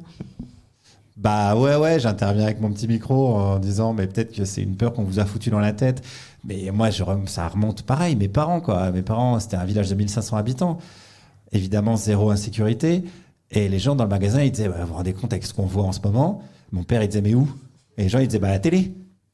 Et bah oui, si tu regardes le monde à travers une petite lucarne comme ça et qu'on te balance des images toute la journée c'est la merde partout, ou alors l'islam c'est un problème, ou ce genre de truc, au final, si c'est ta vision du monde, tu vas adhérer à ça, forcément, parce que c'est ce qu'on te présente. Tu veux dire que les journalistes en France font mal leur travail? Non, c'est même pas ça. Ça va aussi revenir à ce qu'on a dit au début de la conversation. C'est pas un problème de personne, c'est un problème de structure. Et ce qu'il faudrait questionner, c'est là on va arriver au cœur du problème. Je vais pas te mentir, c'est la structure économique. Parce que pourquoi on a besoin que les gens ils soient scotchés comme des cons devant leur télé? C'est pour arriver à la publicité, c'est pour faire du pognon, c'est pour enrichir des actionnaires, / des milliardaires en ce moment, puisqu'il y en a beaucoup qui possèdent les médias. Donc c'est une structure économique qui a à déconstruire. Faut pas attendre que ces gens-là deviennent vertueux. Et faut pas attendre que la rédaction de CNews, à un moment donné, se dise « Ah merde, mais attends, on n'est pas des gros fachos finalement, nous ». Ça n'arrivera jamais. Les changements qu'il faut faire, c'est des changements structurels. Il faut empêcher les milliardaires de posséder plusieurs titres de presse, etc., etc. Enfin bon, ça c'est des choses c'est pas moi qui ai travaillé là-dessus. Julia Cagé notamment a travaillé là-dessus. Comment on finance des médias, comment on pourrait faire une convention citoyenne de l'information, etc. Mais moi, des fois, j'ai des petits jeunes que je croise qui commencent, qui sont pigistes à BFM et qui aiment bien mon taf et qui viennent me voir un peu penaud, genre désolé, je suis à BFM. Tout, mais je dis mec, j'imagine que t'as pas eu le choix. Enfin, faut bien commencer par là. Je vais pas dire salaud, t'es à BFM, vendu, collabo. Enfin, c'est pas du tout la question. C'est un problème que cette personne-là, elle soit obligée d'être pigiste à BFM pour gagner sa vie, alors qu'elle veut faire de l'information. Ça, c'est un problème, ouais. Mais j'irais même plus loin. C'est le même problème dans la police. Je trouve qu'il y a un problème dans la police, c'est que souvent les gens, j'ai pas de stats là, je vais faire un truc vraiment, vous allez pouvoir me reprendre. Mais je pense que, mon sentiment est que les gens qui commencent dans la police commencent pour des bonnes raisons. En se disant, je vais rendre le monde plus juste, il y a des méchants, il y a des gentils, je veux me mettre au service des gentils et utiliser la force de l'État pour faire fermer leur gueule à des méchants. Ok, première intention qui pour moi est assez bonne. Dire oui, tu vois quelqu'un se faire tabasser dans la cour, il faut une force qui intervient et moi je veux être cette force, voilà, etc. Et quand tu commences à rentrer dans la police, tu t'aperçois que c'est pas du tout ça qui va se jouer, et que tu vas plutôt défendre des intérêts privés, c'est ça qu'on va te demander, de garder le siège d'LVMH parce qu'il y a une manif, de taper sur la gueule des smicards parce qu'ils demandent plus d'argent, etc. Et c'est à ce moment-là, ceux qui peuvent pas supporter ça s'en vont. Donc selon l'adage, si les dégoûtés s'en vont, il reste que les dégoûtants. Structurellement, il reste que les dégoûtants dans la police. C'est les gens qui ont fait des compromis et qui se sont dit tant pis, je reste. Possiblement pour des bonnes raisons. Hein. Des fois, ils ont leur famille à nourrir et tout. Enfin, c'est même pas un jugement. C'est juste que la structure fait que. Et je finis par là parce que je suis trop bavard. Tu peux me couper. Non. J'étais en train de penser qu'on nous a dit tout à l'heure qu'il y avait quelqu'un dans la salle qui voulait devenir CRS. Mais c'est tout ce que mais je pense dire. qu'on peut devenir CRS pour des bonnes raisons.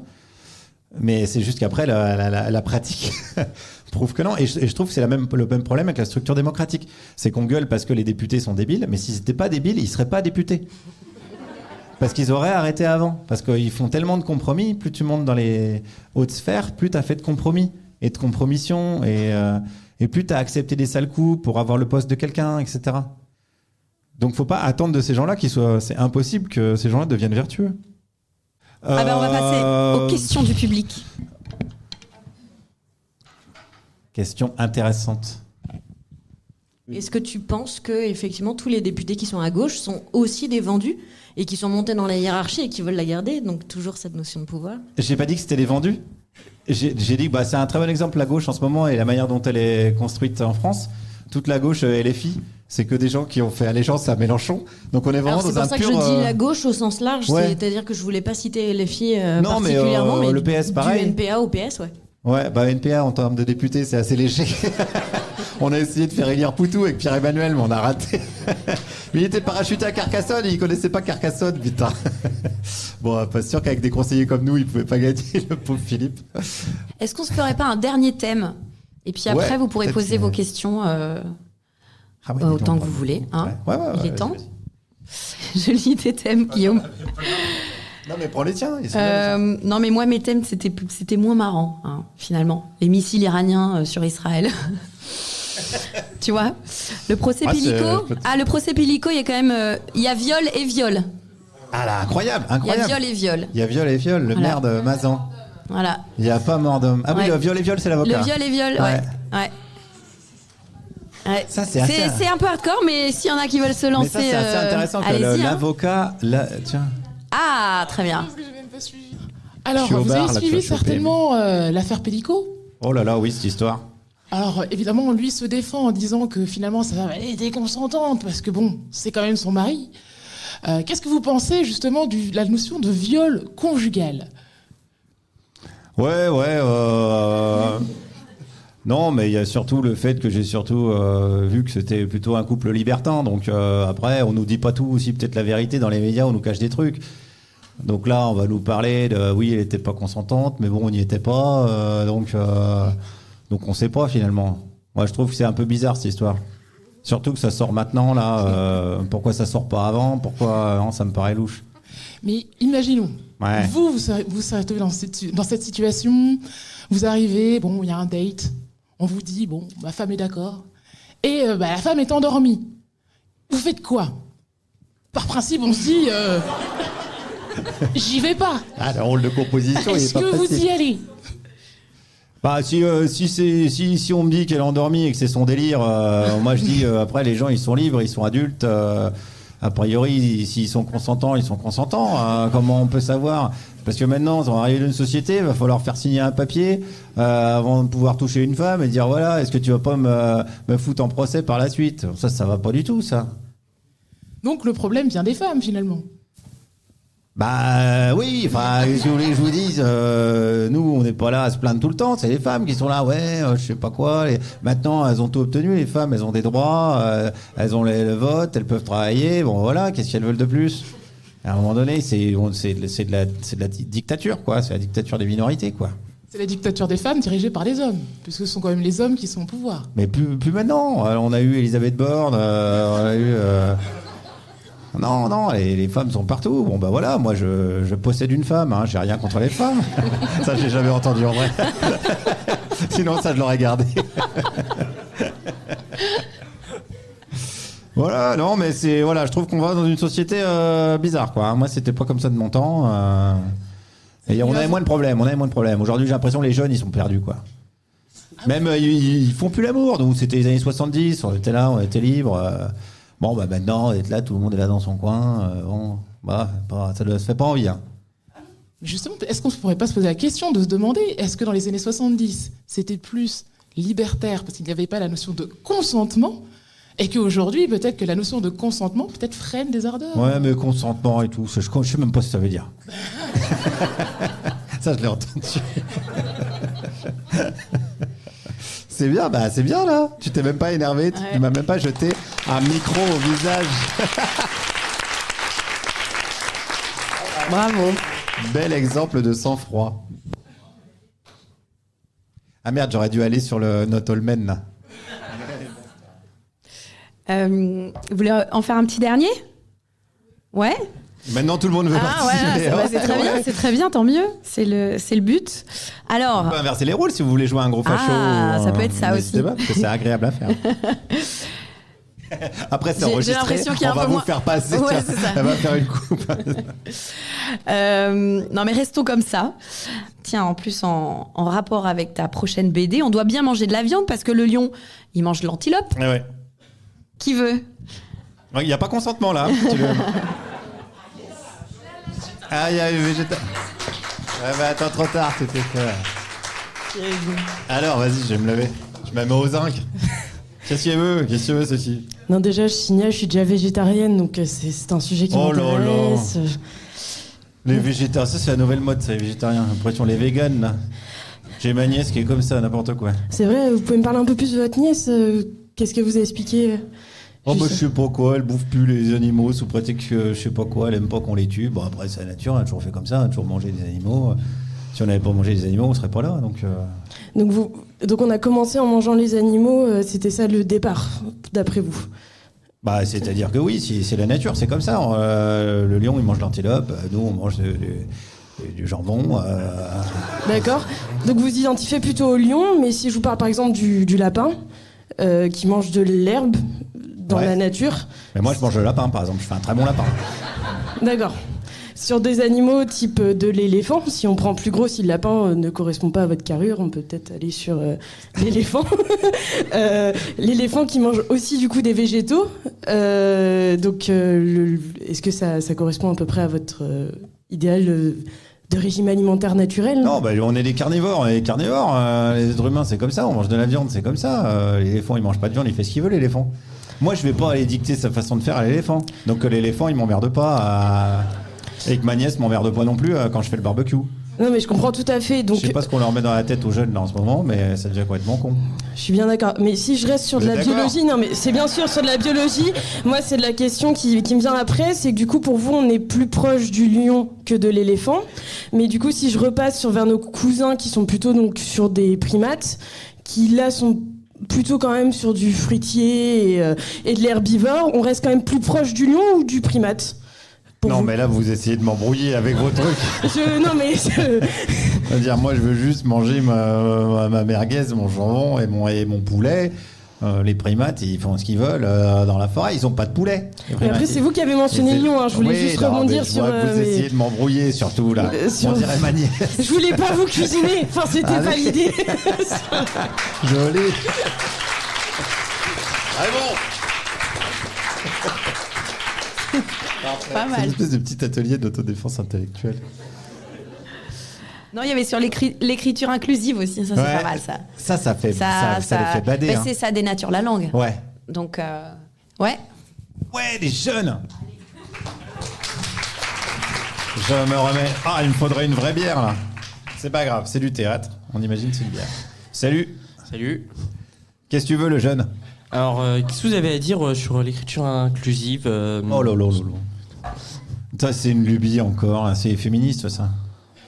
Non, mais ça va tout changer. Là. Ils veulent toujours tout changer. La langue, elle est bien comme ça. Ça fait longtemps qu'on l'utilise, que tout le monde sait l'utiliser. Bah, je sais pas, la langue, elle a quand même vachement évolué. Genre, par exemple, il y a des mots qui viennent de l'arabe, qui viennent d'autres langues. Ah oui, les mots, ils viennent pas que du français, hein, il y en a de partout. Hein. Ouais, bon, bah voilà. Moi, je suis pour. On s'en fout de ça. C'est pas grave. Là, ils veulent nous rajouter des tirets, des points, des machins comme ça. Là, c'est ça, l'inclusif. Bah, écoutez, vous avez le droit de l'utiliser ou de pas l'utiliser, mais c'est une manière de faire évoluer la langue et de la faire évoluer. Enfin, Bah, quand on dit cher français, on comprend qu'il y a les hommes et les femmes. Il n'y a pas besoin de dire cher français, ça rallonge. Imagine la longueur des discours. Alors, Il faut rallonger à chaque fois. On s'en sort pas. alors, Et après, maintenant, il y a les binaires, les non-binaires, je sais pas quoi. Les yel, là, qui veulent. Alors, non, mais pour revenir à l'écriture inclusive, on l'utilise plutôt quand on veut dire français, française, français.es, pas pour les chats. C'est illisible, c'est illisible. C'est illisible, bah, c'est vous qui le dites. Hein. Si. Pour certains, c'est pas illisible. Moi, j'ai ma nièce, elle est dyslexique. Végane et dyslexique. Bon, bah, elle arrive pas. Elle arriverait pas. Si c'était avec des points et des machins, elle n'arriverait pas. Bah, elle fait comme elle veut. Donc ça, Elle fait comme c'est- elle veut, votre nièce. Après, c'est pas que son seul problème. Il y en a plein pour qui ça fonctionne, cette écriture-là. Mais ce que je comprends pas, c'est pourquoi vouloir toujours faire changer des trucs. C'est pas parce que c'est nouveau que c'est bien. Bah, j'en reviens à ce que je disais tout à l'heure. La langue a toujours évolué. Et il y a eu plein de mots qui sont apparus après. Hein. Bah là, on en a assez des mots. Il n'y a pas besoin de rajouter des mots. Ils sont très bien, ces mots-là.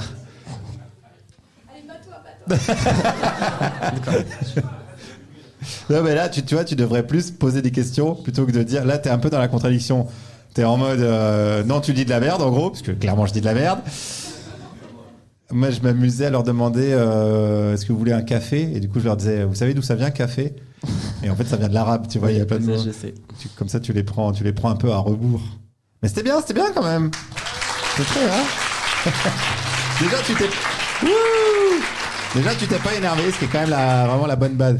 Qu'est-ce qu'il y a? Tu fais un salut nazi au fond, c'est pas bien, on te voit. Qu'est-ce que tu voulais faire? La culture. Les woke. Tu veux venir là ou tu veux le faire d'ici? Allez, viens. Vas-y, viens. Les woke, c'est vraiment trop marrant. Encore un jeune. Bon, je vous fais pas trop peur, j'espère. Non, ça va, si tu restes à distance, c'est bon. Non, parce que moi, j'allais vous mettre des nouveaux Disney, tout ça, histoire de cracher des yeux, Les nouveaux Disney. de contempler quelque chose d'horrifique. Les nouveaux Disney avec les princesses noires ou je sais pas quoi, là. Ah bah oui. Non, mais ça, c'est pareil, c'est des trucs de l'époque qui vont me faire chier avec la petite sirène, elle est pas noire. J'aime bien la discussion, mais les woke, là, c'est ce truc, ça vient des États-Unis, ça. Bah à la base, pas tellement, parce que wok, à la base, c'est une cuisine japonaise. Donc du coup, on est plus dessus. Tu essayes de m'embrouiller, toi. T'es un comment- mec de Rennes 2, toi, à tous les coups, t'as. Comme on Ça dirait fait à des France études de Inter, on est sociaux. dans l'œil de la tempête. Enfin, Dans l'œil lucide. vous avez la référence? J'ai la rêve, bien sûr. Ça va finir sociologue, ça, c'est sûr. Waouh. Ah, ça va surtout finir serveur au McDo, j'ai l'impression. Moi, je pense que la société s'étudie pas chez des racistes. C'est du quoi? Chez des racistes. Non, mais on est une société qui va à vélo, hein, moi, je vous le dis. Hein. Bah c'est vrai qu'on pédale, mais en ce moment, on rame plus, finalement. Ouais. Et c'est quoi les woke, alors? C'est quoi ton machin des woke? Bah les woke, c'est C'est nous, c'est tout le monde. En fait, comment on s'accepte? Comment vous vous acceptez envers quelqu'un J'ai pas d'autre? besoin de me poser ce type de questions, là. Comment on s'accepte? Moi, je suis bien comme je suis, là. Je suis bien. C'est pas maintenant que je vais changer, hein. J'ai 67 ans. Ils disent souvent ça, les gens. Ça sent le vécu, ça, 67 ans. 67 ans, c'est bon maintenant qu'on va me changer avec leur princesse Disney transgenre ou je sais pas quoi, là. Tous les matins, je vais à la C'est chasse n'importe pour mon quoi. fusil. Ouais, la chasse, c'est avant tout la nature. C'est pas tellement le côté chasse ou tuer, c'est le côté être au contact de la nature. Et vous l'aimez, ce sanglier, finalement? C'est-à-dire? Le sanglier, il ressent quand vous mettez le fusil sur la tempe. Ouais, alors, on voit que t'as jamais vraiment chassé le sanglier. Parce que C'est si pas tu grave. réussis à lui mettre le fusil sur la tempe, ça veut dire que déjà il veut se suicider un petit peu, le cochon. Moi, je me sens sanglier, Je au fond. ne chasse pas le sanglier suicidaire. Cette impro prend une toute autre tournure. On a perdu le micro-trottoir, mais on a des discussions de comptoir. Est-ce que sympa. vous êtes d'accord qu'il faut être soi dans une société? Qu'il faut être soit dans une société, soit dans quoi? Soit oui, soit non, mais là, c'est plutôt oui. Il faut être soi. Il faut être soi, bien sûr, il faut être soi.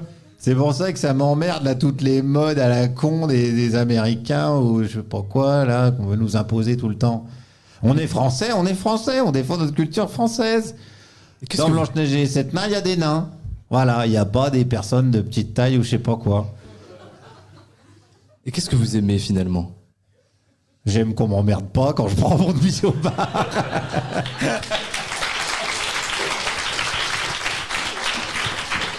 Merci. Bon, je vous propose de prendre un dernier petit temps pour poser des questions à Guillaume Meurice. Mais ouais, vas-y, on qui est fait juste ça. ici. C'était cool, merci d'avoir joué le jeu, c'était Merci trop marrant de faire ça. beaucoup, Ça ouais. m'a rappelé les cours de théâtre et tout. C'était une bonne idée, le Camille. Est-ce que dans toute votre carrière, vous avez ressenti des moments de découragement où vous aviez envie de tout laisser tomber?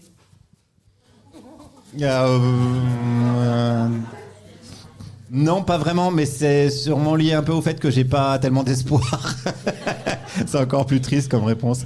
Je m'attends pas à un truc particulier, donc j'ai une vraie bonne manière d'être désespéré dans le sens où l'espoir, ça m'a toujours un peu emmerdé comme notion, comme le bonheur et tout, ce truc un peu léthargique. On dit toujours que l'humour et la politesse du désespoir, non? Ouais, mais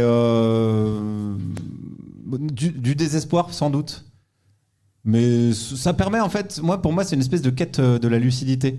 J'aime bien, comme j'aime bien la réalité, j'aime bien essayer d'être le plus lucide possible. Bon, on est une espèce sociale, on interagit, là ce qu'on est en train de faire c'est ça, on est vraiment en train de faire purement et spécifiquement ce pourquoi l'humain il a survécu, c'est parce qu'il est capable de se mettre, c'est pas la viande, c'est parce qu'il est capable de créer des liens entre lui, parce qu'on est un animal assez merdique.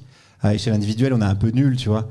On peut pas courir vite, on sait pas voler, on sait pas respirer sous l'eau. Enfin, le seul truc qu'on sait faire vraiment, c'est tisser des liens les uns avec les autres. Mais c'est très très complexe pour que ça soit harmonieux. Plus les groupes sont gros, plus c'est difficile.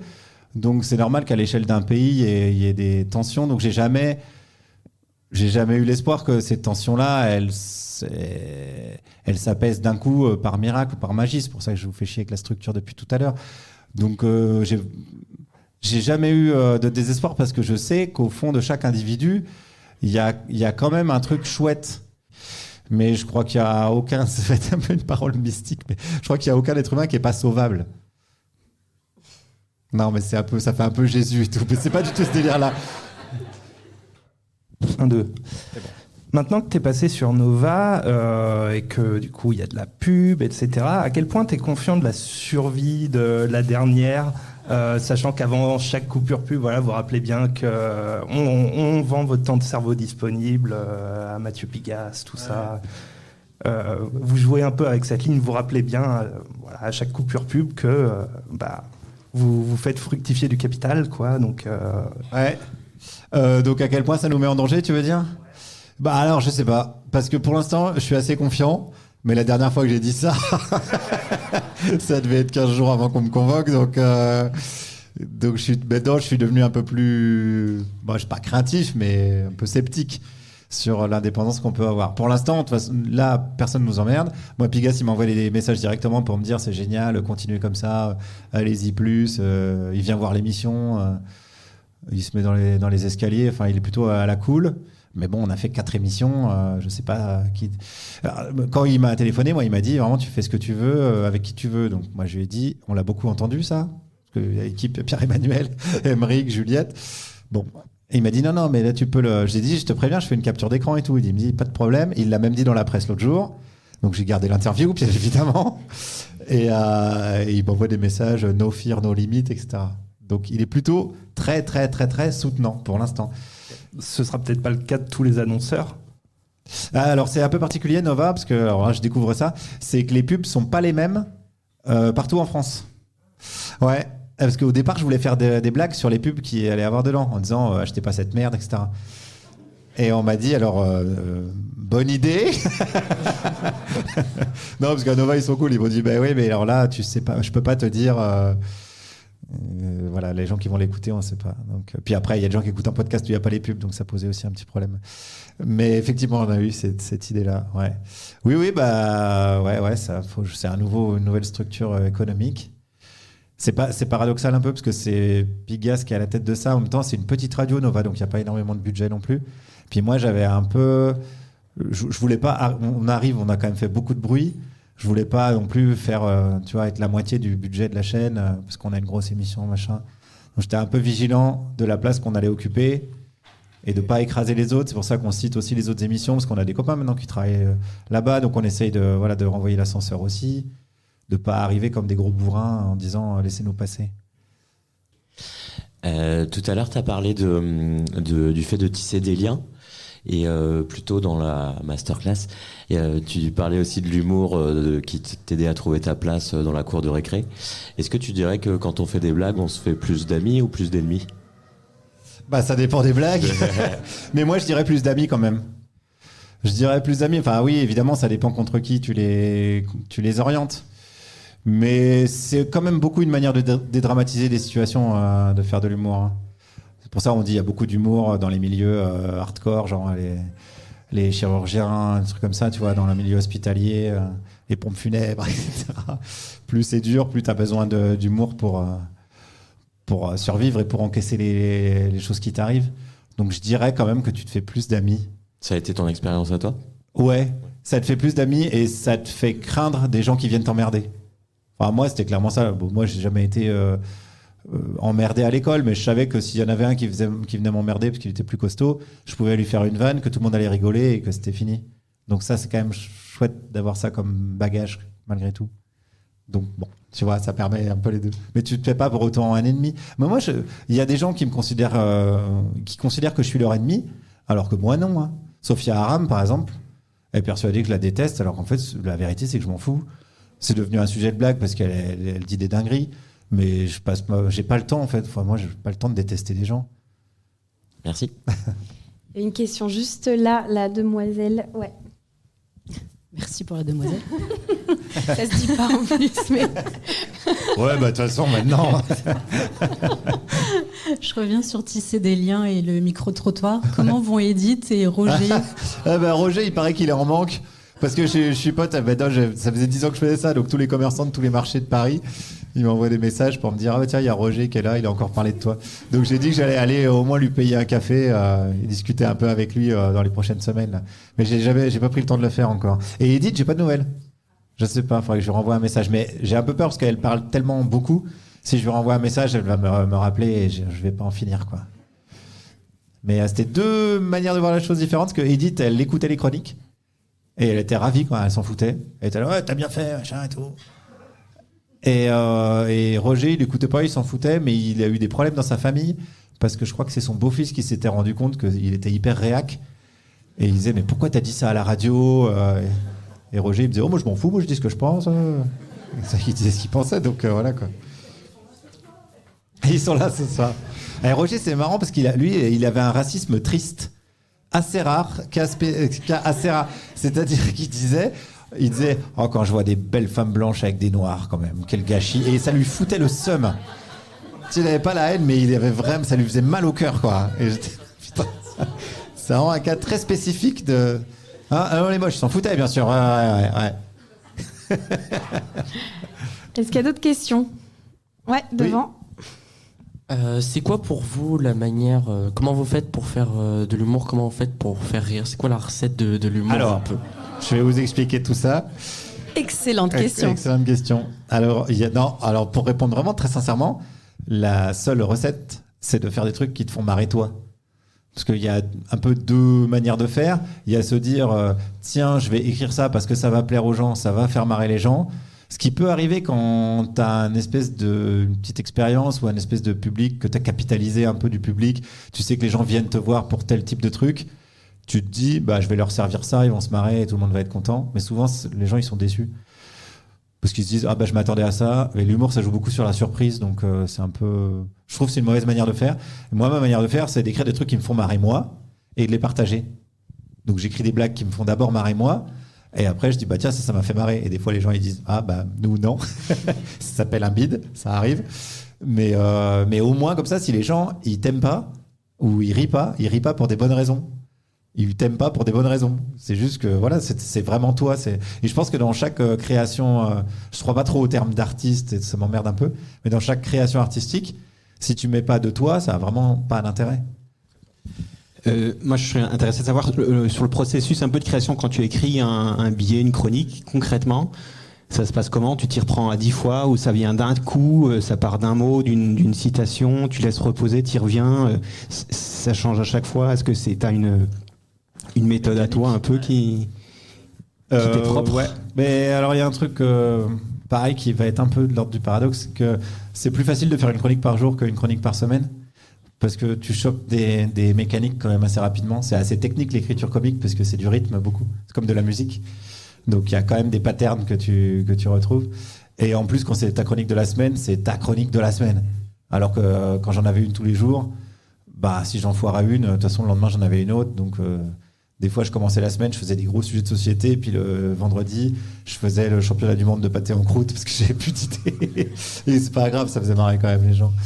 Donc, comment moi je fais techniquement? Je choisis d'abord un sujet, et ça c'est pas le plus important. Le plus important c'est l'angle que tu vas choisir pour aborder le sujet, parce que les sujets, l'actualité c'est assez cyclique, donc ça revient à peu près toujours tous les 2-3 mois. T'as les mêmes polémiques qui reviennent avec souvent les mêmes personnes. Des fois c'est Darmanin à la place de Retailleau, mais tu peux faire vraiment les mêmes blagues en changeant juste le nom, donc c'est un peu lassant pour toi et pour les gens. Donc souvent c'est les angles que tu vas utiliser pour traiter les sujets. Donc j'en sais rien, c'est pas un sujet, je sais pas, mettons la corrida, tu peux prendre, comme une chanson, tu peux prendre l'angle du taureau comme Francis Cabrel, ou l'angle du mec qui s'habille et qui met des paillettes, ou l'angle de la tradition, ou aller interroger des gens pour les questionner. Enfin, t'as 1000 manières de faire, et ça c'est vraiment le truc le plus stimulant artistiquement. Et une fois que t'as trouvé ça, je peux dire, t'as vraiment fait 70% du taf. Le reste c'est écrire des trucs qui te font marrer, comme je le disais. Et puis essayer de bien les rythmer, essayer de chiader le début et la fin. Souvent on dit, c'est vrai qu'une bonne intro et une bonne fin ça marche, c'est important. Et voilà. Il y a une question à côté. Oui, alors c'était juste comment tu arrives à un style d'humour et à un équilibre. Tu disais que l'humour c'était quelque chose qui permettait de dégonfler le pouvoir en gros, mais donc ça veut dire que l'humour était un contre-pouvoir aussi. Donc c'est quelque chose d'un pouvoir aussi. Non. D'accord. Non, mais mais c'est marrant parce que je crois que Charlie l'autre jour a dit dans une interview, l'humour ça permet d'inverser les pouvoirs. C'est un peu ce que tu viens de dire, un contre-pouvoir. Moi je trouve pas. Enfin, je vois ce qu'elle veut dire, mais je trouve pas, dans le sens où moi j'ai pas le pouvoir de faire virer Retailleau, même si je fais des blagues devant lui. Ça permet à un moment donné d'égaliser le rapport de force. Mais vraiment pendant 2 minutes 30, quand on s'est retrouvé face à Darmanin il fermait sa gueule et il nous écoutait. Voilà, mais ça, c'est 2 minutes 30, ça a eu aucune conséquence pour lui, et le monde a continué comme avant. Donc on n'a vraiment pas du tout inversé le pouvoir. Moi je considère pas qu'on a du pouvoir, moi j'ai zéro pouvoir. C'était plus, alors c'était moins par rapport effectivement au pouvoir effectif, etc. C'était plus par rapport à d'autres personnes qui seraient moins à l'aise avec l'humour, qui seraient moins à l'aise avec tout ça, la prise de parole en public. Toi, t'as fait ton apprentissage dans la cour d'école avec les gens, etc. Comment t'as trouvé l'équilibre entre ce qui fait rire, ce qui pourrait blesser si t'allais trop loin? Enfin, comment tu t'es ajusté, si j'ose dire? Est-ce que c'était conscient déjà? Est-ce que c'est pas évident, quoi, quand t'as cette arme-là entre guillemets? Alors tu détestes le mot arme, mais c'est vrai qu'il y en a qui l'utilisent comme ça pour dénigrer les autres. Comment tu manies ça? Enfin, comment tu es arrivé à posséder ce truc-là, à cet équilibre, cette finesse d'équilibre-là? Je suis pas sûr de l'avoir. Hein. C'est gentil, mais je suis pas sûr d'être très fin. Enfin, il y a plein de gens qui me trouvent pas très fin. Il y a plein de gens qui, là, en l'occurrence, pendant la polémique, qui disaient on a été blessé par ta blague. Il y a plein de gens qui sont blessés tout le temps par les blagues. Alors, qui plus est quand on les faisait sur France Inter, parce que c'était le service public. Donc c'était avec nos impôts, gna gna gna, tu vois. Donc c'est assez subjectif, la finesse et la nuance. Non, moi ma boussole c'est plutôt la justesse. J'essaye d'être juste. Ça m'est arrivé de me planter. Hein. J'ai 2-3 exemples de blagues. Je sais plus, j'avais fait une blague qui était un peu sexiste dans une chronique, je me rappelle plus. Et on me l'a fait remarquer. Et j'ai dit ouais, en fait c'était un peu nul. Enfin, comme je disais tout à l'heure, ça nous arrive de nous planter, d'avoir des espèces de facilité d'écriture. Des fois, t'es une blague un peu de merde, tu fais pas gaffe et voilà. Donc non, je suis pas sûr d'être très très fin et très nuancé, mais par contre, j'essaie d'être juste. J'essaie d'aller là où j'ai envie d'aller. En fait, j'essaie d'assumer ce que j'ai dit. Si je dis un truc, j'essaie de pouvoir l'assumer derrière. Ou si vraiment je reconnais, ou si j'ai pas d'argument et que je me suis vraiment trompé, je dis ah oui, pardon, là c'était un peu nul. Mais sur la polémique sur Netanyahou, j'avais aucun souci à me dire. Je me suis d'abord posé la question en me disant tiens, peut-être ça se trouve j'ai fait une blague antisémite sans. On est tous traversés de biais, surtout moi. Enfin, moi je suis hétérosexuel, mec blanc, tu vois, cisgenre dans une société. Vraiment, c'est hyper facile d'être traversé par tous les biais parce que la société, elle est vraiment faite pour toi. Et donc je me suis posé la question, puis après je me suis dit mais non, j'ai pas parlé des Juifs, je parlais de Netanyahou, donc ça a aucun sens. Et puis après, rapidement, je me suis dit, non, en fait, ça a aucune raison j'ai aucune raison de prendre la parole ou de m'excuser là-dessus. Mais je dis pas que c'est le cas sur toutes les blagues, donc. Et puis, encore une fois, ouais, je te dis, c'est subjectif. Il y a des gens qui me trouvent pas du tout fin et qui ont certainement des bonnes raisons de me trouver pas fin et que c'est pas grave. Il y en a plein. Ah, il y en a plein. Il y en a 3. Vas-y, mais je vais peut-être faire des réponses plus courtes alors. Ma question, elle est surtout au niveau professionnel. Comment on met des limites, en fait, finalement, quand on est humoriste? Parce que c'est vrai que l'humour, c'est quelque chose de submersif. Autant on fait rire dans des chroniques, autant on fait rire dans sa vie de tous les jours. Comment, à un moment, on se repose mentalement, finalement? Ah, ça, c'est facile de répondre. La question, elle est vite répondue. La question est vite répondue. Ça fait longtemps qu'on n'avait pas entendu ça. Non, mais moi, je suis vraiment très spécifiquement payé pour faire un loisir. Ce qui est complètement, en position dans la société, c'est le schtroumpf farceur. C'est une sorte de non-sens. Moi, je ferais tout ce que je fais, je le ferais gratuitement, volontiers. Bon, le dites pas aux gens qui me payent. Mais ma manière de me sentir bien dans la société, c'est de faire des blagues. Je les faisais déjà avant et je les ferai peut-être après. Donc je ne me lève pas le matin en étant moribond, je ne mets pas mon costume de clown et je me mets à mon ordi pour écrire des blagues. C'est juste que ce qui nous, je dis nous, parce que les humoristes, je crois qu'on est un peu tous pareils là-dessus, ce qui nous vient en réflexe, c'est des blagues. Je me souviens quand il y a eu les attaques du Bataclan, le premier réflexe qu'on a eu sur le groupe WhatsApp de notre émission, après qu'on soit dit quand même est-ce que tout le monde est vivant, c'est de faire des blagues. Fromet, il avait dit j'espère que les terroristes, ils ont un nom rigolo pour ma chanson. Enfin, tu vois, des trucs de... C'était les premiers élans qu'on avait, c'était de se faire des blagues. Mais il y a une phrase de Victor Hugo que j'aime bien, c'est étonner la catastrophe par le peu de peur qu'elle nous fait. Ah, la citation. Allez, on drop des Victor Hugo comme ça. Et c'est vrai, moi, je me retrouve vachement là-dedans. C'est de dire à la réalité, tu me fais pas peur. C'est un peu un truc de sale gosse, de Gavroche, tu vois. De me dire, tu me fais pas peur, la réalité. Bon, après, elle va finir par nous buter, mais en tout cas, on n'aura pas baissé la tête. C'est une manière d'être insoumis aussi, je trouve, de rire. Donc, non, c'est une nature plus qu'une profession ou un rôle à endosser. Ouais, on prend les 2 dernières questions. Allez. Et puis après, vous pouvez rester boire un petit coup avec nous, si vous voulez. Bon, là, ça va être très rapide. Tu peux rêver. Ouais. Un seul mot suffirait si tu veux pas développer plus. Est-ce que tu as été inquiet ou es inquiet de ta popularité, du fait que tu pourrais devenir très connu, que ce soit en bien ou en mal? Non, je m'en fous. Très bien. Non, mais si, je peux développer. C'est déjà pas un truc que j'ai cherché. C'est pas un truc. Alors, je veux pas non plus faire le mec, ça me fait rien et tout. C'est quand même chouette. Déjà que vous soyez là, c'est mieux que de parler tout seul chez soi. Donc, évidemment, je veux pas dénigrer ça. C'est quand même quelque chose qui est agréable. J'ai jamais gueulé parce qu'on me demande un selfie dans la rue. Enfin, tu vois, j'ai jamais dit non parce que je trouve que ça fait partie du taf. Et que surtout, si je voulais pas que ça m'arrive, bah, j'ai juste à arrêter. Mais je sais aussi que si ça s'arrête, j'aurais pas de... Ça, c'est un truc qu'on se dit beaucoup avec Alex Vizorek. Parce qu'on a un peu, on est fils de commerçant et tout, on a un peu le même parcours, on n'est pas du tout prédestiné à faire ça et à être exposé à ce niveau-là. On se dit, c'est déjà suffisamment fou ce qu'on a vécu, que même si dans 3 semaines, j'ai eu une crêperie, 3 ans, on va dire, le temps de... j'inviterai Alex à bouffer des crêpes et on se dira c'était fou non ce qu'on a vécu, et vraiment c'était fou, donc bon c'est déjà beaucoup de bonheur. Alors rapidement, c'est une question réflexion. Vas-y. Je me suis posé cette réflexion là, c'était justement après toute la polémique sur le sketch C'en était né où je l'avais pas entendu avant, donc je suis allée l'écouter. Ça m'a pas spécialement choqué, mais après j'ai un humour un peu particulier aussi. Et je me suis fait une réflexion quand je me suis rendu compte qu'il n'y avait pas tellement de soutien.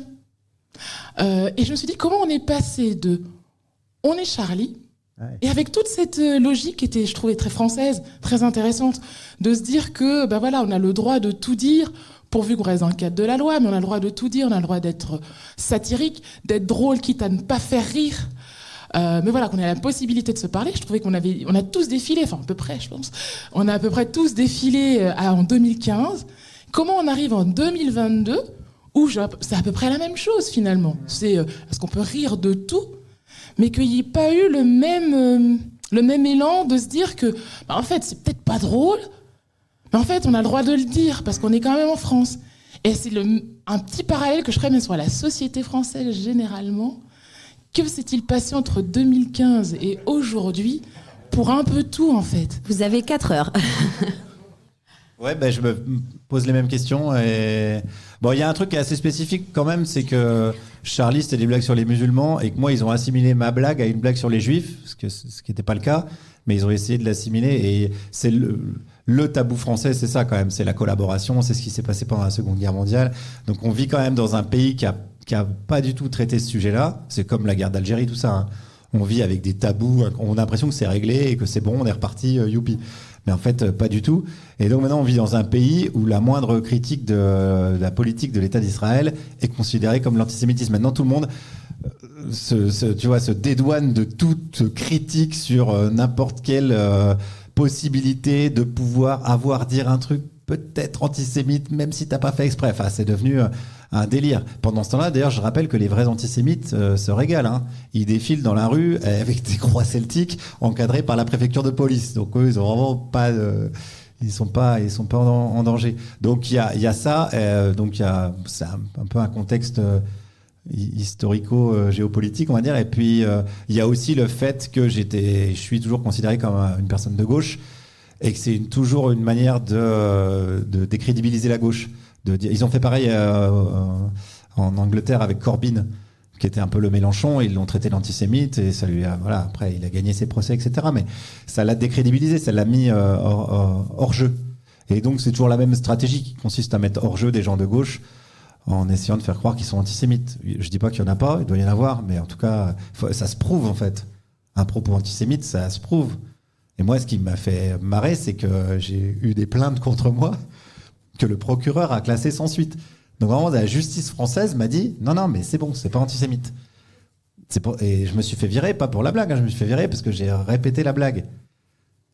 C'est la seule blague que la justice française m'a autorisé à faire. Les autres, je sais pas trop, mais celle-là, je suis sûr qu'elle est dans le droit. Enfin, c'est quand même fou. Il y a une hystérie autour de cette question-là qu'on voit aujourd'hui. Hein. Enfin, le mec est quand même en train de construire un parking sur Gaza. Il envahit le Liban. Et nous, en France, on est là. Enfin, les politiques français sont là. Ouais, mais bon, on va voir. On va voir quoi. Enfin, il y a je sais plus combien il y a de morts. Moi, je les compte même plus. 100 000. Ouais, enfin, bon, des enfants et tout. Enfin, je me demande comment les historiens du futur, ils vont traiter la période. Ils vont dire, mais en France, il se passait quoi? En France, on interdisait les manifestations de soutien à la Palestine. Waouh, chaud, hein? Les autres pays, d'ailleurs, d'Europe comprennent pas tellement ça. Mais moi, ça, je pense que pour revenir au début de la réponse, c'est vraiment lié au fait... Et Chapoutot, l'historien Johan Chapoutot explique assez bien ça. Qu'il n'y a pas eu de dénazification, y compris en Allemagne, d'ailleurs. Et il n'y a pas eu de dénazification en France. Tous les collabos ont été recyclés, pépère, ils ont retrouvé des postes. Idem en Espagne avec Franco, t'as les anciens franquistes, ils se retrouvent dans les partis de droite tranquillou, quoi. Alors qu'ils ont du sang sur les mains, je te dis même pas. Donc, il n'y a pas le travail qui est fait après pour... C'est pas la conclusion la plus, la plus facile à notre soirée de ce soir. Mais, de le dire et de le dire de manière humoristique, moi, alors pour trouver un truc optimiste, c'est parce que moi, j'ai pas voulu céder, parce que déjà, c'est pas dans ma nature de céder, surtout quand j'ai pas fait d'erreur, je voyais pas de raison de m'excuser ou de m'exprimer là-dessus. Mais surtout, c'était une manière de montrer leur brutalité. Parce que ce qui s'est passé, j'ai été viré pour insoumission, en vrai. Sauf que ils ont appelé ça déloyauté. Sauf que la loyauté, c'est ce qu'on demande à un berger allemand ou à un épagneul breton. C'est pas vraiment ce qu'on demande à un humoriste. Donc ça a permis quand même de prouver que sous leur bienveillance de macronistes, on est quand même gentil, ni de gauche ni de droite. Quand il faut casser des gueules, ils cassent des gueules. Quand il faut virer des gens, ils virent des gens. Donc maintenant, on sait à qui on a affaire. On le savait déjà, les gilets jaunes, etc. Mais là, ils ont fait ça à un humoriste. Bon, voilà, et jusqu'où ils vont aller, on ne sait pas encore. Mais au moins, on les connaît mieux. C'est le truc le plus positif que j'ai trouvé pour conclure. Merci. C'est la fin de cette soirée, rencontre, débat, masterclass. On s'en vraie fout. Fausse masterclass. C'était super. Merci à toi, Guillaume Meurice. Merci à vous, public. Merci à la Maison Bleue de nous avoir accueillis aussi chaleureusement. Il reste une question. Merci. Ah, il reste une question. C'est la question bonus. Tu pourras la poser juste après. Ouais. Vas-y, conclue. Et merci au Club de la Presse, bien sûr, en particulier à Johanna pour avoir mis en place cet événement. Et je vous rappelle une date à retenir, le 16 novembre au Champ Libre. Pour les 50 ans du Club de la Presse. Merci beaucoup et restez boire un petit coup avec nous si vous voulez à la cafette. Merci. Merci Camille.